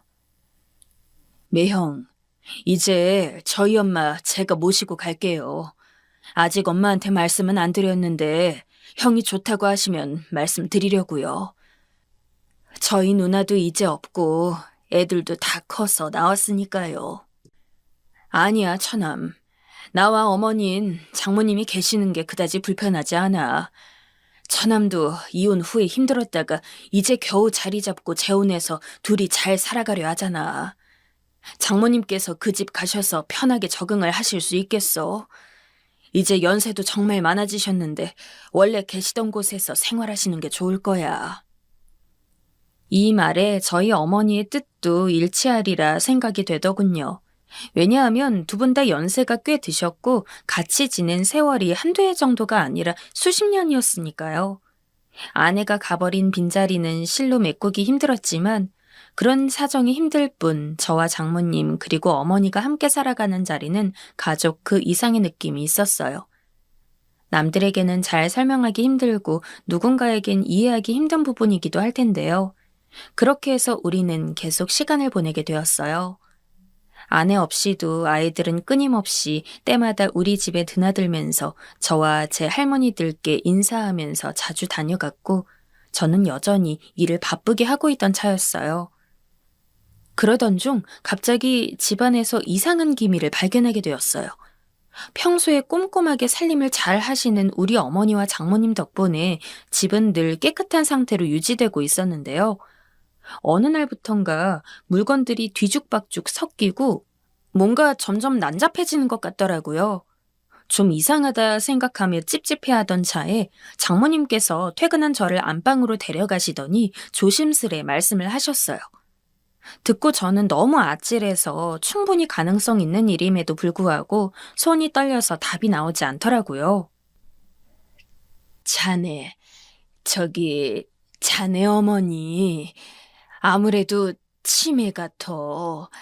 내가 요즘 옆에서 지켜보는데 꼭 치매 같더라고. 여기 경로당 아는 할머니도 툭하면 뭘 까먹고 헤매는 것 같던데 아주 비슷해. 우리 어머니와 오랜 시간을 보내오셨던 장모님은 어머니께서 자꾸 반찬을 무심결에 국이 든 냄비에 쏟아버리거나 길을 가다가 갑자기 멀뚱하게 서 있기도 하고 병원에서 나와서도 장모님을 한참이나 찾고 당황해 하시는 모습을 여간 이상하게 보신 게 아니었어요. 저도 당시 어머니가 유독 뭔가를 깜빡하시는 것 같긴 했지만 치매라고까지는 생각지 않았는데 말이에요. 저와 장모님의 권유에 이끌려 어머니는 어쩔 수 없이 검사를 받게 되었고 가급적이면 아니길 바랐으나 우리의 예감은 틀리지 않았더군요. 어머니는 한동안 무척 우울해하셨고 저는 그렇게까지 감정적으로 다운돼서 괴로워하시는 모습을 본 적이 없었기에 저 또한 견디기가 힘들었어요. 딸을 보낸 지 그리 오래 안 되었고 자기보다 일찍 자식을 보내게 되고 아들마저 이혼이며 재혼을 거듭하게 되니 당시 장모님도 무척 힘드셨을 겁니다. 그럼에도 불구하고 저희 어머니가 치매에 걸리신 사실을 알고 얼마나 안타까워하셨는지 몰라요. 에휴, 나랑 비슷한 나이대라서 남일 같지가 않어. 어제는 무섭다고 우는데 나보다 자네 어머니가 1살 아래잖나. 아휴, 어쩜 그게 그렇게 안 돼 보이던지 말이야. 왜 이렇게 나보다 어리고 팔팔해 보이는 사람들이 아프고 힘들어지는 건지 모르겠네. 장모님은 본인 딸이나 본인보다 1살 아래인 저희 어머니가 이런 지병들로 힘들어하는 자체가 무척 괴로우신 것 같았어요. 그래서인지 같이 치매센터를 다녀주시기도 하고 거의 10여 년이 흐르도록 어머니를 곁에서 함께 봐주셨어요. 중간에 제가 크게 마음먹고 요양원 이야기를 꺼냈으나 장모님은 상당히 확고하게 말씀하셨습니다. 자네, 나 때문에 신경 쓰여서 그러는 건가? 나는 우리 아영이 내가 손도 못 써보고 뭘 해줘보지도 못하고 보낸 게 그렇게 가슴이 아프네. 자네 어머니도 나한텐 이제 오랜 친구고 그냥 동생이나 마찬가지야. 내가 해줄 수 있는 건 해주고 정 안 되면 내 말함새. 나는 하나도 힘들지 않어. 저희 어머니는 완전히 인지 능력이 떨어지셔서 마치 아이가 엄마를 의지하듯 장모님을 따르고 있었고 기억이 왔다 갔다 하시면서 반말도 하고 가끔 성질도 내셨지만 장모님은 아주 능숙하게 바로 손을 걷어붙이고 어머니를 봐주시고 씻겨주시고 치료를 같이 다녀주셨어요. 적어도 두 분 사이에 십수년이라는 시간이 있었기에 이런 것도 가능한 게 아니었나 싶지만 사실 이건 부모 자식이라도 할 수 없는 것입니다. 저는 매번 무거운 마음으로 장모님께 어머니를 맡기고 출퇴근을 반복했고 그 사이 아들도 장가를 가게 되었어요.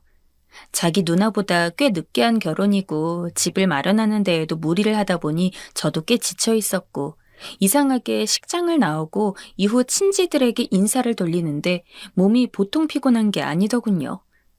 집안에는 환자가 있어서 분위기가 좋은 것도 아니고 이제 막 결혼을 해서 경사를 치른 아들이나 한창 가정생활을 잘 이루고 있는 딸에게도 걱정을 끼치고 싶지 않아 홀로 병원에 다녀오게 되었는데요. 저는 나이가 많이 들게 되면 자기 앞에 진단되는 지병 앞에 어느 정도는 덤덤할 줄 알았습니다. 하지만 이 나이가 되어도 언제나 삶은 아쉽더군요. 신부전증이라는 병으로 진단을 받고 투석을 받아야 한다는 말을 들으니 하늘 앞이 노래지면서 별 크게 재미가 없는 제 인생도 어찌나 안타깝고 욕심이 나던지 더 살고 싶다는 생각이 오갔어요. 한편으론 고연령이 되어서 치매 판정을 받으셨던 어머니 역시 기분이 어떠셨을까 싶어 그제서야 못난 아들은 어머니의 괴로운 마음을 이해하고 펑펑 울게 되었어요.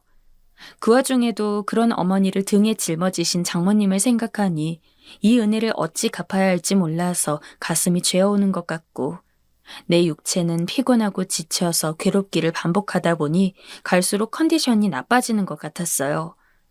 적어도 제가 이 두 분들보다는 더 살아서 가시는 것도 봐드리고 이 집을 마무리 져야 마음이 편할 텐데 몸이 점점 아파올수록 이제는 헛된 부분보다는 아주 본질적이고 현실적인 것에 눈이 가게 되더군요. 의사들의 차갑고도 냉담한 조언이 처음에는 무척 아팠지만 차라리 빠르게 받아들이고 준비를 해주는 것인 것 같아서 조금씩 이성적으로 납득을 하게 되었어요. 가끔 집에 놀러오던 아들과 딸이 아빠의 혈색이 나쁜 것 같다고 건강검진 좀 받아보라고 하는데 그저 쓱 웃어넘기게 되더라고요. 자기 엄마도 일찍 보냈고 이제 할머니까지 치매에 걸려 집안 분위기가 좋지 않은데 더 이상 아이들에게 짐을 주고 싶지 않았어요. 장모님은 당시 저희 어머니를 돌보시느라 무척 힘드셨을 텐데 말씀도 안 하시고 매번 괜찮다고 하셔서 걱정이 많았는데요. 어느 날 갑자기 말씀을 꺼내시더군요. 자네, 내가 요새 잘 체하고 몸이 좀 안 좋네. 혹시 한동안 간병인 같은 거라도 쓸 수 없을까? 요양원 보내드리는 건 아직 안 하고 싶네. 요즘 나라에서 이런 제도도 잘 되어 있다는데 좀 알아봐 주게. 이 말을 듣고 보니 최근에 장모님께서 그냥 소파에 누워 계실 때도 있고 어머니가 주무실 때 낮잠을 같이 주무시기도 하며 기력 없단 말씀을 하셔서 좀 신경이 쓰였어요. 이상하다 싶어서 낮에는 딸에게 어머니를 봐달라 하고 장모님을 모시고 병원에 갔습니다. 연세도 있으신 분이니 이럴 땐 빠르게 모시고 가는 게 답일 것 같아서 여러 가지 검사를 했는데 결과를 듣고 난 뒤 저와 장모님은 서로 간에 할 말이 없어 그냥 멈춰있게 되었어요. 바로 다름 아닌 췌장암 진단을 받게 되신 것이었죠. 의사는 그 병명 아래 우리의 그 어떤 개인적인 감상이 끼어들 새도 없이 이후로 진행될 상황들을 쭉쭉 말하는데 귀가 먹먹해지더군요. 연세가 보통 고령이 아니시다 보니 수술도 어렵고 남은 시기를 기다리는 수밖에 없다는 것이었어요. 장모님이 지금껏 딸을 보내고 버텨오신 날들을 생각하니 뭐가 이렇게 다 가혹한 건지. 그러면서 나중에 그 화살이 저 자신을 스스로 가리키게 되더군요. 어쩌면 멀쩡하게 살 수 있었던 장모님을 그때 처남이 모셔가겠다고 할 때 보내드렸다면 이런 일이 있었을까 싶었어요. 치매 걸린 저희 어머니를 돌보겠다고 10여 년을 저리 고생하고 돌보시다 보니 알게 모르게 본인도 스트레스가 있으셨을 텐데 그런 게 쌓여서 절이 되신 거라면 그 죄를 어찌 씻어야 하나 눈물이 앞을 가렸죠. 병실 의자에 앉아 고개를 파묻고 울다가 화장실에 다녀오신 장모님을 보니 이루 말할 수 없이 괴로웠습니다. 결국 장모님을 붙들고 엉엉 울게 되었어요. 장모님, 저 때문에 저희 어머니 보시느라. 장모님. 장모님은 말없이 한창 서 계시더니 같이 쭈그리고 앉아 저를 보시더군요. 자네 잘못이 아니야. 그러지 말게. 그 말에 더 목이 메어 꺽꺽 소리내며 울었고 그 와중에도 장모님은 저에게 계속 별일 아니라고 얘기하시는데 왜 그렇게 먹먹했는지 모르겠어요. 결국 그 길로 장모님은 입원을 하게 되었고 이후로 집으로 돌아와 어머니만 계신 텅 빈 집을 보고 있자니 아무런 생각도 들지 않고 멍했어요. 여기서 보냈던 시간들이 갑자기 주마등처럼 휙휙 스쳐가는 것이 장모님이며 어머니며 아내며 아이들이며 모든 게 빠른 잔상들로 지나가더군요. 힘없이 누워서 계속 자네 잘못이 아니다, 별일 아니다 라는 장모님의 말씀이 아리도록 생각이 났어요. 또한 정신이 돌아올 때마다 본인 옆에 붙어 있으면서 돌봐주던 장모님을 계속 찾으시는 어머니를 보며 이루 말할 수 없이 속이 갑갑했어요.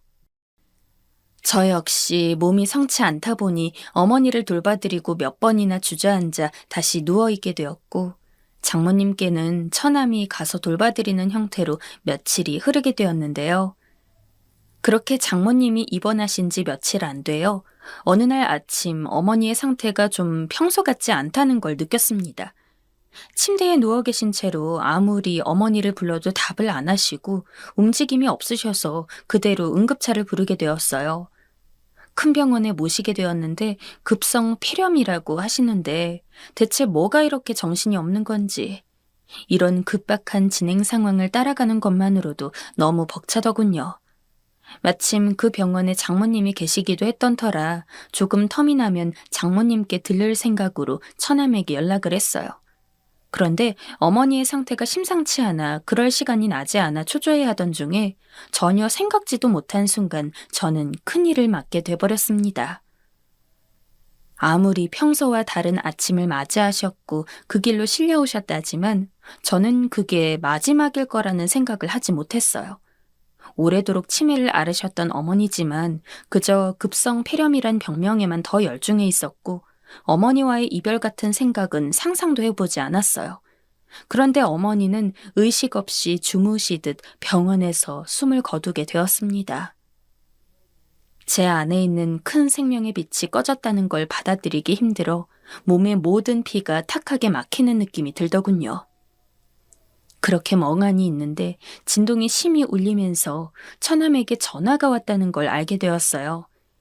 일단은 장모님도 위독하신 관계로 들러봐야겠다는 걸 알고 있었으나 제 상황이 말이 아니었어요.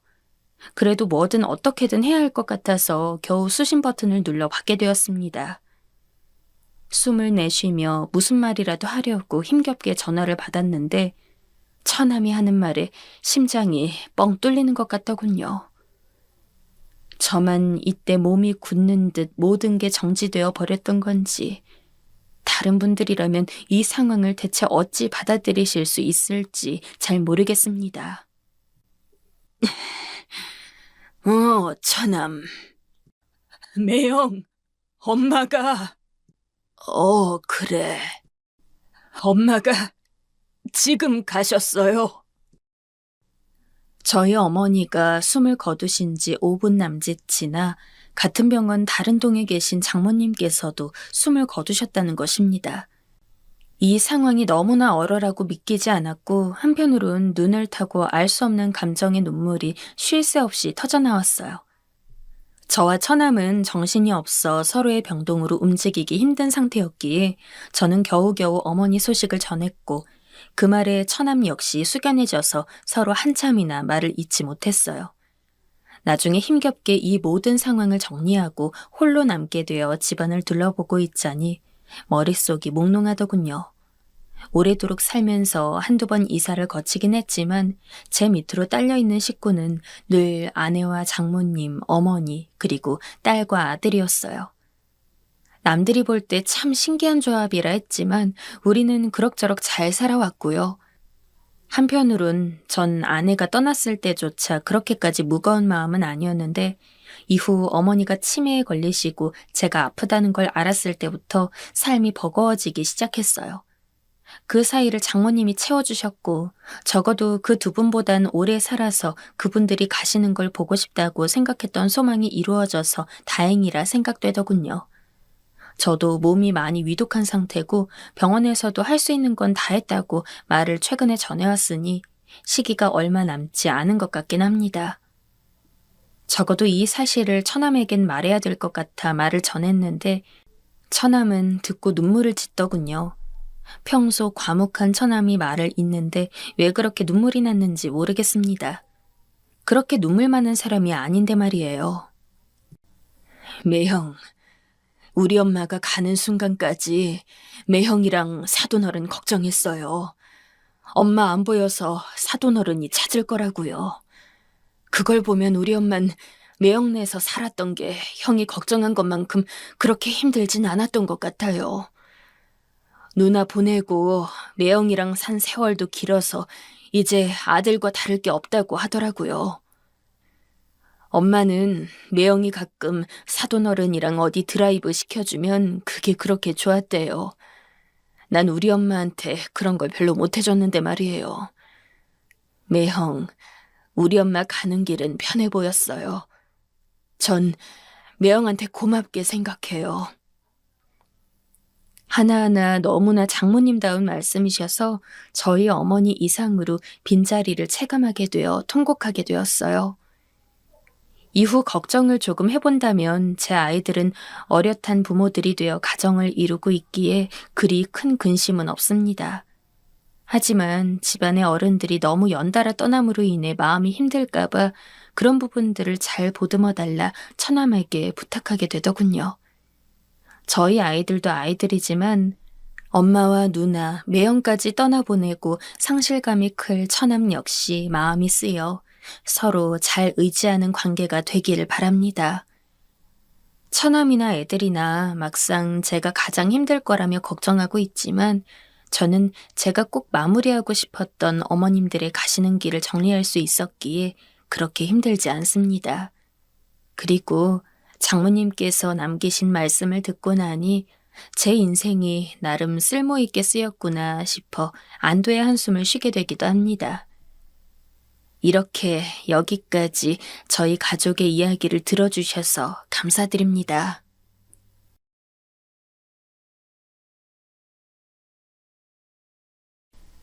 누구나 살면서 한 번은 후회할 만한 선택을 하는 것 같은데 저 역시도 인생에서 아주 중대한 결정을 내린 후 이후로 한 번도 편히 잠을 자지 못했어요.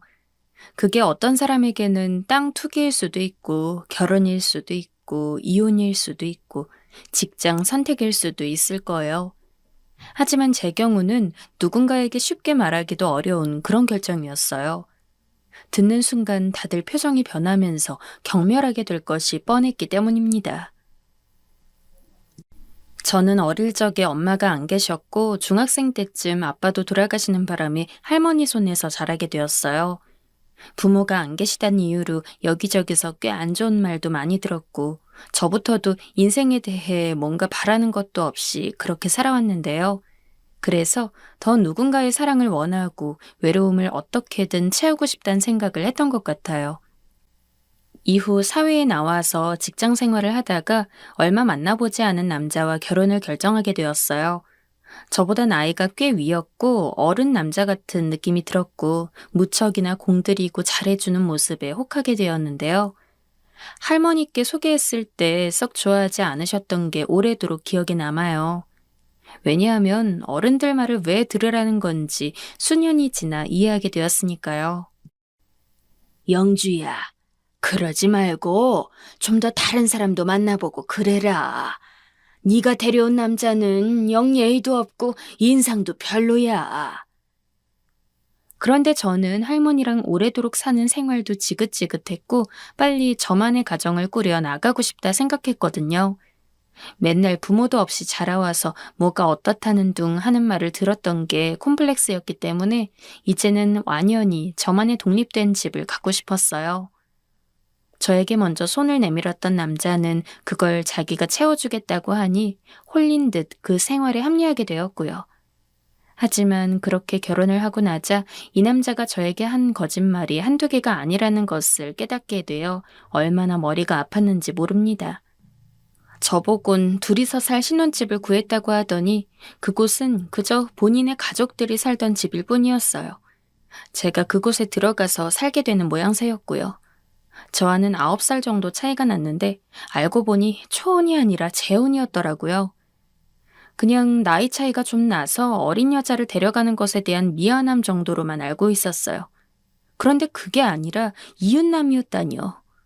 저도 가진 거 없이 혼수만 아주 조금 갖고 들어가게 되는 터라 제대로 식도 못 올리고 혼인신고만 했는데 완전 깜빡 속아 이웃남과 결혼하게 된 것이었죠. 게다가 시종일관 상스러운 말들을 해대며 저를 구박해대는 시댁 식구들도 싫었고 그 말에 이끌려 툭하면 저에게 아기를 빨리 가져야 한다며 그대로 따라하는 남편도 너무 미웠어요. 그러던 차에 결혼한 지 8개월 만에 아이가 들어서게 되었고 저는 난생 처음 해보는 임신에 감정적으로도 보통 혼란스러운 게 아니었어요. 배가 불러오면서 실제로 너무 메스껍고 힘들어서 식은땀을 연신 흘렸던 저를 시어머니는 단 한 끼도 봐주지 않고 하루 5끼를 차려내게 했어요. 이후 어찌어찌 애를 낳아서 돌보고 있는 와중에도 시누이와 시어머니는 남편이 없는 시간에 저를 들들 볶아댔죠. 저녁에 돌아온 남편은 벌렁 누워서 애는 돌보지도 않고 저에게 늘 짜증만 내더군요. 산후 우울증이며 극한 피로감이며 산모이면서도 온전히 몸조리도 못한 채 몸이 말이 아니게 된 저 역시 가만히 견딜 순 없었어요. 그래서 같이 받아치면서 말대꾸를 했더니 이 사람은 이제 저를 자기 집에서 사는 종 그 이상도 이하도 보지 않는 투로 대하더군요. 이게 어디서 기어올라? 남자가 말하는데 말 대답할래? 이런 상처받는 말은 이제 우습지도 않는 수준이라 제가 귀를 막아버렸는데 일순간 갑자기 시야가 확 바뀌는 게 느껴졌어요. 바로 남편이 제 머리를 잡아서 그대로 벽에 밀쳐버린 것이었죠. 그렇게 세게 맞은 것은 아니었으나 순간 저는 수치심에 아무 말도 나오지 않았어요. 정말 인생 끝을 보는구나, 이런 꼴을 당하는구나 싶어 온 머리가 얼얼하게 느껴졌어요. 너 한 번만 더 까불면 못 볼 꼴 당할 줄 알아. 나 열받게 하지 마라, 어? 이런 막말까지 해대더니 급기야는 저에게 맡겼던 생활비까지 입 싹 닫고 이제 자기가 관리하겠다는 거 아니겠어요? 그러면서 해대는 말은 얼마나 저를 치욕스럽게 하던지. 저도 엄연히 돈 벌며 격리 생활을 하던 때가 있었는데 말이에요. 완전히 일자무식에 본인 없으면 살 수 없는 여자인 마냥 대하더군요. 야, 너 우리 집에서 살면서 네가 무슨 돈을 쓸 때가 있어. 내가 번 돈 내가 쓴다는데 까불래? 그러면서 이제는 대답도 않는 절 보고 대꾸도 없고 무시한다며 윽박지르는 게 아니겠어요? 분노감에 휩싸여 노려보았더니 눈빛이 기분 나쁘다며 또다시 제 머리를 잡았고 맞으면서 아프다고 우는 제 소리가 들려도 시어머니와 시누이는 우리 방에 기척도 하지 않았어요. 평소엔 맨날 제 방문을 그렇게 두드려대면서 당장 나와서 일하라고 시키면서 말이에요. 이런 취급을 받아가며 참을 수 없는 것은 이제 몇 살 안 된 아들 때문이었어요. 얘만 아니었다면 이 집에 계속 이러고 살 이유가 없었어요. 제가 부모 없이 자라면서 겪었던 많은 일들을 절대 아들에게는 물려주고 싶지 않았기 때문에 정말 아랫입술에 이빨 자국이 남도록 세게 깨물어가며 참았죠. 하지만 이런 저를 희롱이라도 하듯 남편은 갈수록 더 대담하게 밖으로 돌기 시작했고 급기야는 저를 더 괴롭힐 만한 게 없는지 바람까지 피우는 게 아니겠어요? 사실 제가 알만한 상황이 아니었는데 상대 여자가 집으로 찾아와서 난리 피우는 바람에 어쩔 수 없이 알게 됐어요. 제가 아들을 안고 그 여자를 멍하니 응시하는 걸 보더니 외려 그 여자가 저를 동정하는 게 아니겠어요? 아휴, 난 결혼이라도 안 했지. 그쪽은 애까지 낳았어요? 준식 씨 그 인간이랑 결혼해서 살고 있는 거예요? 아유, 저런 남자랑 이런 집에서 뭐하러 참고 살아요? 이런 일은 금세 동네에 수군수군 소문이 났고 여기서 저는 바보 그 이상도 이하도 아닌 애엄마가 돼버렸어요. 남편이 번듯하게 바람을 피우고 밖에서 도박이든 뭐든 하고 다니고 집에 들어와선 그렇게 때려대는데도 아들 하나만 감싸 안고 맡기만 하는 그런 여자로 말이에요. 그 집에서 살았던 기간, 저는 정말 제 자신이란 존재가 어떤 인간이고 어떤 인격체인지 도통 인지하지 못한 채 살아왔던 것 같아요. 이 무렵 할머니는 돌아가시게 되었고 장례식도 어영부영 치르게 되었는데 그때 아주 희미하게나마 정신이 좀 들더군요. 할머니를 보낸 것도 너무 마음이 아팠지만 장례식 처소를 보고 있자니 삶과 죽음이란 대체 무엇인가 생각이 들었어요. 나는 평생 이렇게 살다가 죽겠구나. 누가 나를 묻어줄 것인가 이런 것들 말이에요. 그나마 제가 목숨같이 사랑하고 아끼는 아들이 있긴 했지만 정녕 나라는 한 사람은 태어나서 그냥 그렇게 생을 끝맺는 것인가 싶었어요. 갑자기 숨이 막혀오고 입에 쓴맛이 나면서 이렇게 살고 싶지 않다는 생각에 눈물이 폭포수처럼 쏟아져 나오더군요. 이후에 내가 눈 감을 때 그런 모습으로 마무리하고 싶진 않았어요. 할머니의 장례를 기점으로 해서 제 안에선 뭔가 변화가 일어나게 되었고 그 뒤로 돌아온 뒤 집에 와서 여전히 횡포를 부리는 남편을 보니 제 마음은 계속 다른 출구를 바라보게 되었어요. 어떻게든 여기서 탈출을 해야겠다. 이렇게 노예처럼 시댁 식구들에게 잡혀 살 순 없겠다는 생각뿐이었죠. 하지만 그러려면 아이가 너무나 마음에 걸렸어요. 당장 제 몸만 건사하기에도 홀로 나가서 굶어 죽지만 않으면 다행인 상황이었거든요. 남편과 결혼 생활을 하고 있는 동안 제 몫에 돈은 단 몇십만 원 정도밖에 없었고 어린 아들을 데리고 같이 살만한 집은커녕 며칠이나 풀칠하며 살아남을 수 있을지 대책이 없었어요. 저는 날이 갈수록 스트레스가 심해져 20대 중반밖에 안 된 나이에 흰머리가 반을 덮기 시작했고 연신 시기에 맞지 않은 하혈을 하면서 몸이 무척 쇠해져 있었어요. 이 상태로 나가서 아들을 내가 과연 잘 키울 수 있을까? 아들도 나와 있어서 행복할까? 답이 나오지 않더라고요. 머리를 쥐어짜고 생각해보니 결국 답은 저 홀로 나오는 수밖에 없었어요. 그나마 불행 중 다행이라고 볼 수 있는 것은 노처녀인 시누이와 시어머니가 제 아들을 무척 예뻐했다는 거예요. 아무것도 없는 애미 밑에서 똑같이 고생하며 제가 살았던 삶을 그대로 물려주느니 그래도 할머니와 고모, 아빠가 있는 번듯한 집에서 자라는 게 좀 더 낫지 않을까 싶더군요. 제 경제력이 너무 처참하게 없었기 때문에 이런 결론에 이르게 되었어요. 폭우가 쏟아지던 날 밤, 저는 아이가 잠든 걸 확인하고 온 식구들의 방에 불이 꺼져 한참 시간이 지난 새벽 2시쯤 조그마한 짐을 들고 밖으로 살살 나가게 되었어요. 문이 닫히는 소리에 누군가 부스럭하는 게 느껴졌지만 저는 질세를 달려나가게 되었죠.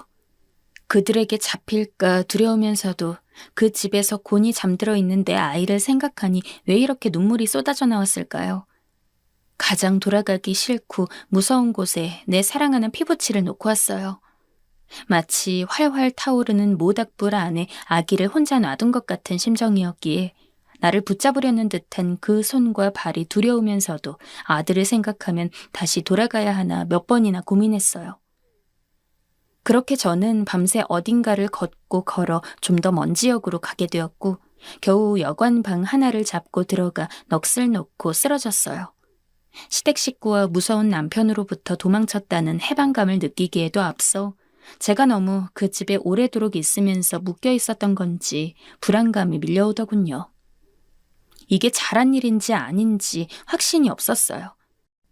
눈 뜨자마자 엄마를 찾으며 엉엉 울 아들을 생각하니 다시 들어갈까 생각을 하면서도 이미 남편에게 얻어맞아 이 한쪽이 깨져버린 그 감각이 떠올라 선뜻 움직일 수 없었습니다. 이 정도로 무너질 거면 나오지 말았어야 한다. 이미 한쪽 길을 선택한 이상 나는 뒤돌아봐선 안 된다는 생각만 하게 되었어요. 나오기 전 몇 번이나 눈물을 억누르며 아이의 잠든 눈두덩이에 입을 맞추면서도 이러다 아이가 깨버릴까봐 어쩌지도 못하고 망설이며 나가던 그날을 저는 평생 잊을 수가 없어요.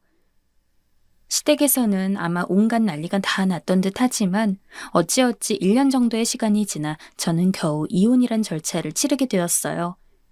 아들 역시 남편이 키우는 것으로 결정이 났고 저는 그 과정 안에서도 아들을 단 한 번도 만날 수 없었죠. 그 상황에서 아들을 만나게 된다면 다시 남편 바지춤을 잡고 매달리게 될까 스스로 두려웠지만 실제로 조금도 만날 수 없는 입장이 되니 가슴에 한기가 들더군요. 비로소 내가 무슨 짓을 한 것인지 실감이 나기도 하고 밖에서 구걸을 하는 한이 있더라도 아이를 데리고 나왔어야 했나 싶어 가슴을 치게 되었어요. 그래도 이미 주사위는 던져버렸고 저는 제 앞에 놓인 생을 살아야 했기에 그대로 쭉 걷게 되었어요. 숙식이 제공되는 곳만 찾아다니며 일을 다시 하게 되었고 식당이며 여기저기 전전하면서 제 몸 하나 겨우 건사하며 돈을 벌게 되었고요. 그러던 사이 가끔씩 여유가 있고 쉬는 날이라도 되면 몰래 기차를 타고 올라와서 먼발치에서 시댁을 기웃거리곤 했어요. 바람기가 다분한 남편은 보나마나 또 여자를 만났거나 재혼을 했을 테고 평소에도 관심 없었던 아들 양육은 아마 시어머니가 하고 있을 터였어요. 이런 모습들을 몇 년 정도 훔쳐보다가 저는 다시 마음을 다잡게 되었죠. 이렇게 자꾸 훔쳐보면서 내 처지를 한탄하는 것보다 기왕 선택했으면 열심히 살자고 말이에요. 아들이 초등학교에 입학한 이래까지 몰래 훔쳐보다가 이제는 이러지 말고 나중에 아들이 대학이라도 가고 뭐라도 하는 것 같을 때 그간 못한 엄마의 몫을 돈으로라도 대신해주고 싶단 생각이 들었어요. 한창 엄마가 필요한 나이에 자기를 두고 나가버린 것을 얼마나 원망하면서 클까. 그걸 돈으로 대신할 순 없겠지만 그래도 제 피땀이 들어간 돈이라도 주면서 사죄하고 싶었어요. 그래서 저는 정말 죽도록 식당에서 일만 했고 몸이 힘들어서 병원 치료를 받을 때에도 영양제로 대충 버텨가면서 그렇게 돈을 벌었어요. 이렇게 10몇 년간 모은 돈은 8천만 원이 조금 넘게 되었죠. 대학 들어갈 때 바로 딱 주고 싶었지만 만기가 몇 달 더 남은 관계로 그 사이에 아들에게 용기를 내어 연락을 했어요. 당시 시댁 동네에는 저를 아는 애기 엄마들이 몇 있었는데 가끔 몰래 보러 갔다가 마주쳐 아주 창피한 적이 있었는데요. 그래도 그중 한 엄마가 제 처지를 불쌍히 여겼는지 아들 근황을 가끔 자기가 대신 전해주겠다고 연락처를 주었거든요. 그래서 급편에 아들 연락처를 받게 되었고 아들도 동의했다고 하기에 전화를 걸어보게 되었어요. 많이 당황스러워하고 어색해하는 걸 보니 저도 갑자기 겁이 났고 아들을 만나는 것에 자신이 없어졌어요. 그래도 이 돈은 꼭 줘야겠다고 생각했기에 만기가 될 때까지 떠듬떠듬 안부만 물었고 이후 짧은 내용의 편지와 함께 돈을 전해주게 되었어요. 편지 내용에 눌러 쓰고 싶은 말들은 많았으나 자식을 두고 온 어미가 무슨 말을 길게 할 수 있겠어요. 그저 이제껏 건강히 자라줘서 고맙다. 네 앞날을 위해서 잘 썼으면 좋겠다 정도였습니다. 그간 쭉 아들을 위해 살았고 이젠 남은 내 생 역시 아들에게 폐 끼치지 않기 위해서 여전히 열심히 살아야겠더군요. 그래서 조금 남아있던 1,000만 원 정도를 가지고 같은 식당에서 일하는 아주머니가 본인 사촌 관련 투자를 이야기하기에 함께하게 되었어요. 노후 준비를 미약하게나마 하고 있다는 안정감을 갖고 여전히 식당에서 숙식을 하며 기존에 살던 대로 살았어요. 가끔 마음이 울적해질 때마다 동네 교회를 가서 그냥 앉아있다 오기도 하며 시간을 보냈는데요. 그러던 저는 몇 달이 안 되어 아주 큰 뒤통수를 얻어맞게 되었어요. 다시 생각해도 너무 분한 그런 일인데요. 저에게 투자를 권했던 식당 아주머니가 저와 사장님께도 어떤 언질 없이 종적을 감춰버린 것이었죠. 얼마나 백방으로 뛰어다니면서 찾으려 했는지 일을 하고 있는 중에도 저는 멍하니 생각이 그쪽으로 가 있어서 몇 번이나 야단 맞을 정도였어요. 사장님 부부도 얼마를 같이 투자하셨던 모양이라 서로 간의 마음이 복잡하긴 마찬가지였어요. 그나마 그분들은 조그만 식당이라도 갖고 있고 집이라도 있었지 저는 여기서 숙식하면서 열심히 돈을 벌며 제대로 된 집도 없이 떠돌고 있는 모양새였는데 정말 눈앞이 핑핑 돌더군요. 사장님네는 결국 나름 타격을 입은 건지 직원을 쓸 수 없는 형편이라며 저에게 조심스럽게 그만둘 것을 요청하셨어요. 사람 한 번 잘못 믿었다가 내 돈도 날리고 직장까지 잃게 된 셈이었죠. 그렇게 저는 몇 푼 안 남은 돈을 갖고 근처의 작은 원룸을 찾아 들어갔고 월세살이를 하게 되었어요. 왜 이렇게 제 생은 제가 눈뜨며 태어난 일에 쉽게 가는 일이 없는 건지 너무 원망스럽더군요. 지옥 같은 날들을 피해 한 걸음 뛰면 그 자리에는 또 새로운 맛의 고통이 기다리고 있었어요. 솔직히 사기당한 건 어디까지나 제 잘못이었지만 또다시 생각해보면 그 끔찍했던 결혼 생활 역시 제가 선택해서 그런 꼴을 맞게 된 것이니 이쯤 되면 내가 문제구나 싶어 너무 괴롭더군요. 내 인생을 흔들어 쥐어짜고 있는 건 결국 남이 아닌 나라는 생각이 들었고 저는 아주 깊은 우울증에 걸리게 되었어요. 아들을 두고 나오던 그 시절도 제가 뭐 얼마나 잘 살고 부귀영화를 누리겠다는 생각을 했겠어요. 그냥 그곳을 탈출해서 죽기 직전에 나를 좀 살려두고 아들에겐 아들대로 경제적인 책임을 보태주고 그 뒤로 조용히 살다가 마무리하길 바랐을 뿐이에요. 그런데 그것조차도 인생은 허락해주지 않고 저를 자꾸 올가매더군요. 원룸에서 살면서 라면이나 끓여 먹고 잠들고 누웠다가 다시 일어나기를 반복하며 무기력한 날들을 보내고 있었어요.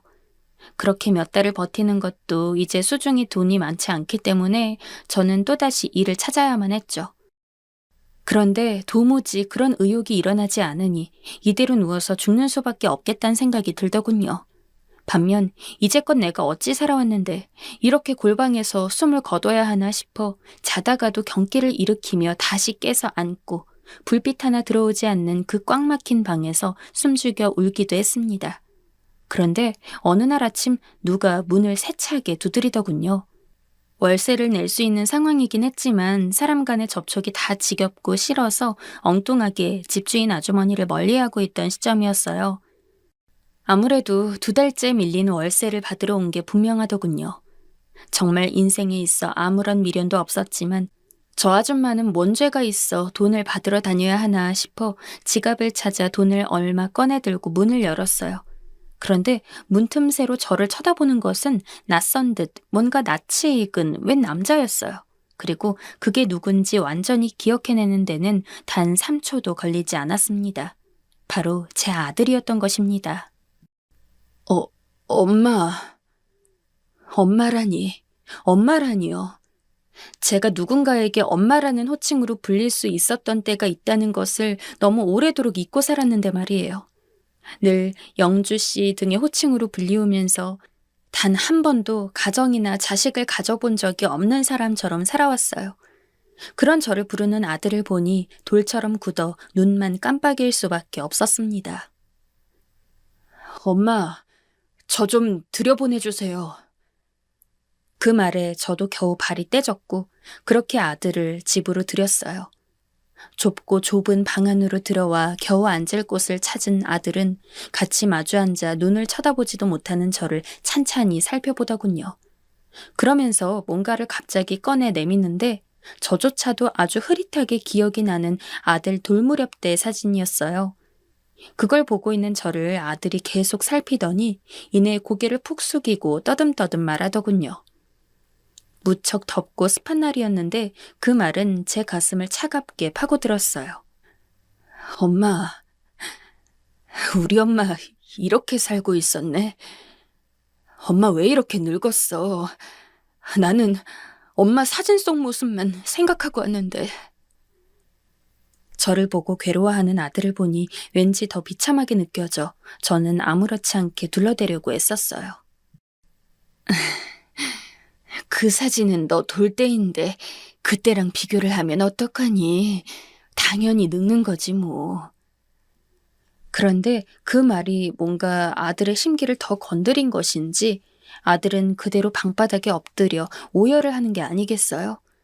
저는 이러지도 저러지도 못하고 어릴 적이나 대학 때 잠깐 봤을 때와 달리 너무나 장성해버린 아들을 만질 수도 어쩔 수도 없어 그냥 쩔쩔매고 있었어요. 겨우 마음을 추스린 아들이 다시 몸을 일으키더니 자기의 근황을 말하더군요. 4년 전 결혼을 했고 아들 하나를 낳아서 키우고 있다고 말이에요. 시어머니는 돌아가신 모양이고 제 고모도 결혼해서 멀리 산다더군요. 본래 살던 집에는 제 아빠만 있는데 그 뒤로도 그렇게 여자들을 바꿔가며 데려왔기 때문에 딱히 감정이 좋진 않다고 했어요. 엄마, 난 맨날 엄마를 생각하면서 살아왔어. 날 두고 간 엄마가 미울 때도 있었지만 할머니나 고모 없이 아빠를 겪어보니 후회가 되더라. 그때 내가 좀 더 컸더라면 내가 엄마를 끌고 나왔을 텐데 말이야. 엄마가 얼마나 고생했는지 난 몰랐어. 친구네 엄마들이 가끔 얘기해 주셨는데 엄마가 나 때문에 견디다가 나가버렸다는 걸 대학생쯤 돼서 알았어. 저는 더 이상 뭐라고 말하면 좋을지 몰라 그저 가만히 있었어요. 엄마, 내가 자식 낳아보니까 더 엄마가 보고 싶어지더라. 엄마는 엄마 손주 보고 싶지 않아? 아들은 그 길로 저를 자기 집으로 데려갔고 생전 처음으로 며느리와 손주들을 만나보게 되었어요. 아들 차로 같이 가는 그 시간도 무슨 말을 하면 어색하지 않을지 몰라 너무 당황스러웠지만 그래도 그건 무척 감사하고 기분 좋은 불편함이었어요. 여지껏 저를 괴롭혔던 것들, 처음엔 따뜻하게 덮어주는 듯 했으나 가시를 품고 있던 것과 정반대의 것이었습니다. 아들과의 사이를 어떻게 좁혀갈 수 있을지 몰라 저는 감히 손도 못 뻗었고 알아보려는 몸짓조차 할 수 없었는데 아들이 먼저 이렇게 손을 내밀고 저를 찾아와 주다니. 매일매일 눈을 뜰 때마다 이게 정말 내 앞에 놓인 일상들이 맞는지 겁이 나기도 해요. 오래도록 불행했던 사람은 더 불행해진다는 말이 있던데 자꾸 자기 앞에 놓인 일들을 의심하고 쉽게 행복 쪽에 몸을 기대려 하지 않아서 그런가 봅니다. 하지만 저 역시 이런 쓸데없는 걱정을 할 수밖에 없는 것이 저 같은 사람이 이런 시간들을 가져도 되는 건지 실감이 나지 않기 때문이에요. 아들은 자기가 살고 있는 아파트 단지 바로 옆동에 제가 살 집을 구해주었어요. 평생 제 집을 가져본 적이 없는 저에게 집을 얻어주었으며 그것도 모자라 매달 5일마다 집으로 와서 용돈을 150씩 주고 있어요.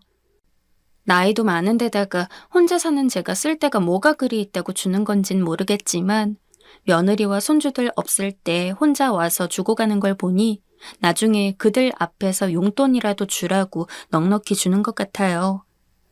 갑자기 나타난 시어머니이자 할머니이기에 이 관계도 잘 지내게 하고 싶은 아들의 마음이 보여서 울컥하더군요.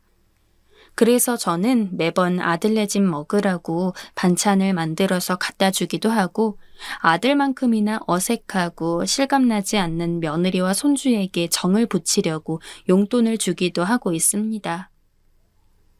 누군가 절벽 끝으로 저를 밀려고 세워둔 곳에서 제정신이 아닌 상태로 있던 제가 넋이 나간 얼굴로 아들 차에 태워져 아들 집으로 오게 되던 그날은 정말 떠올릴수록 울음이 차오릅니다.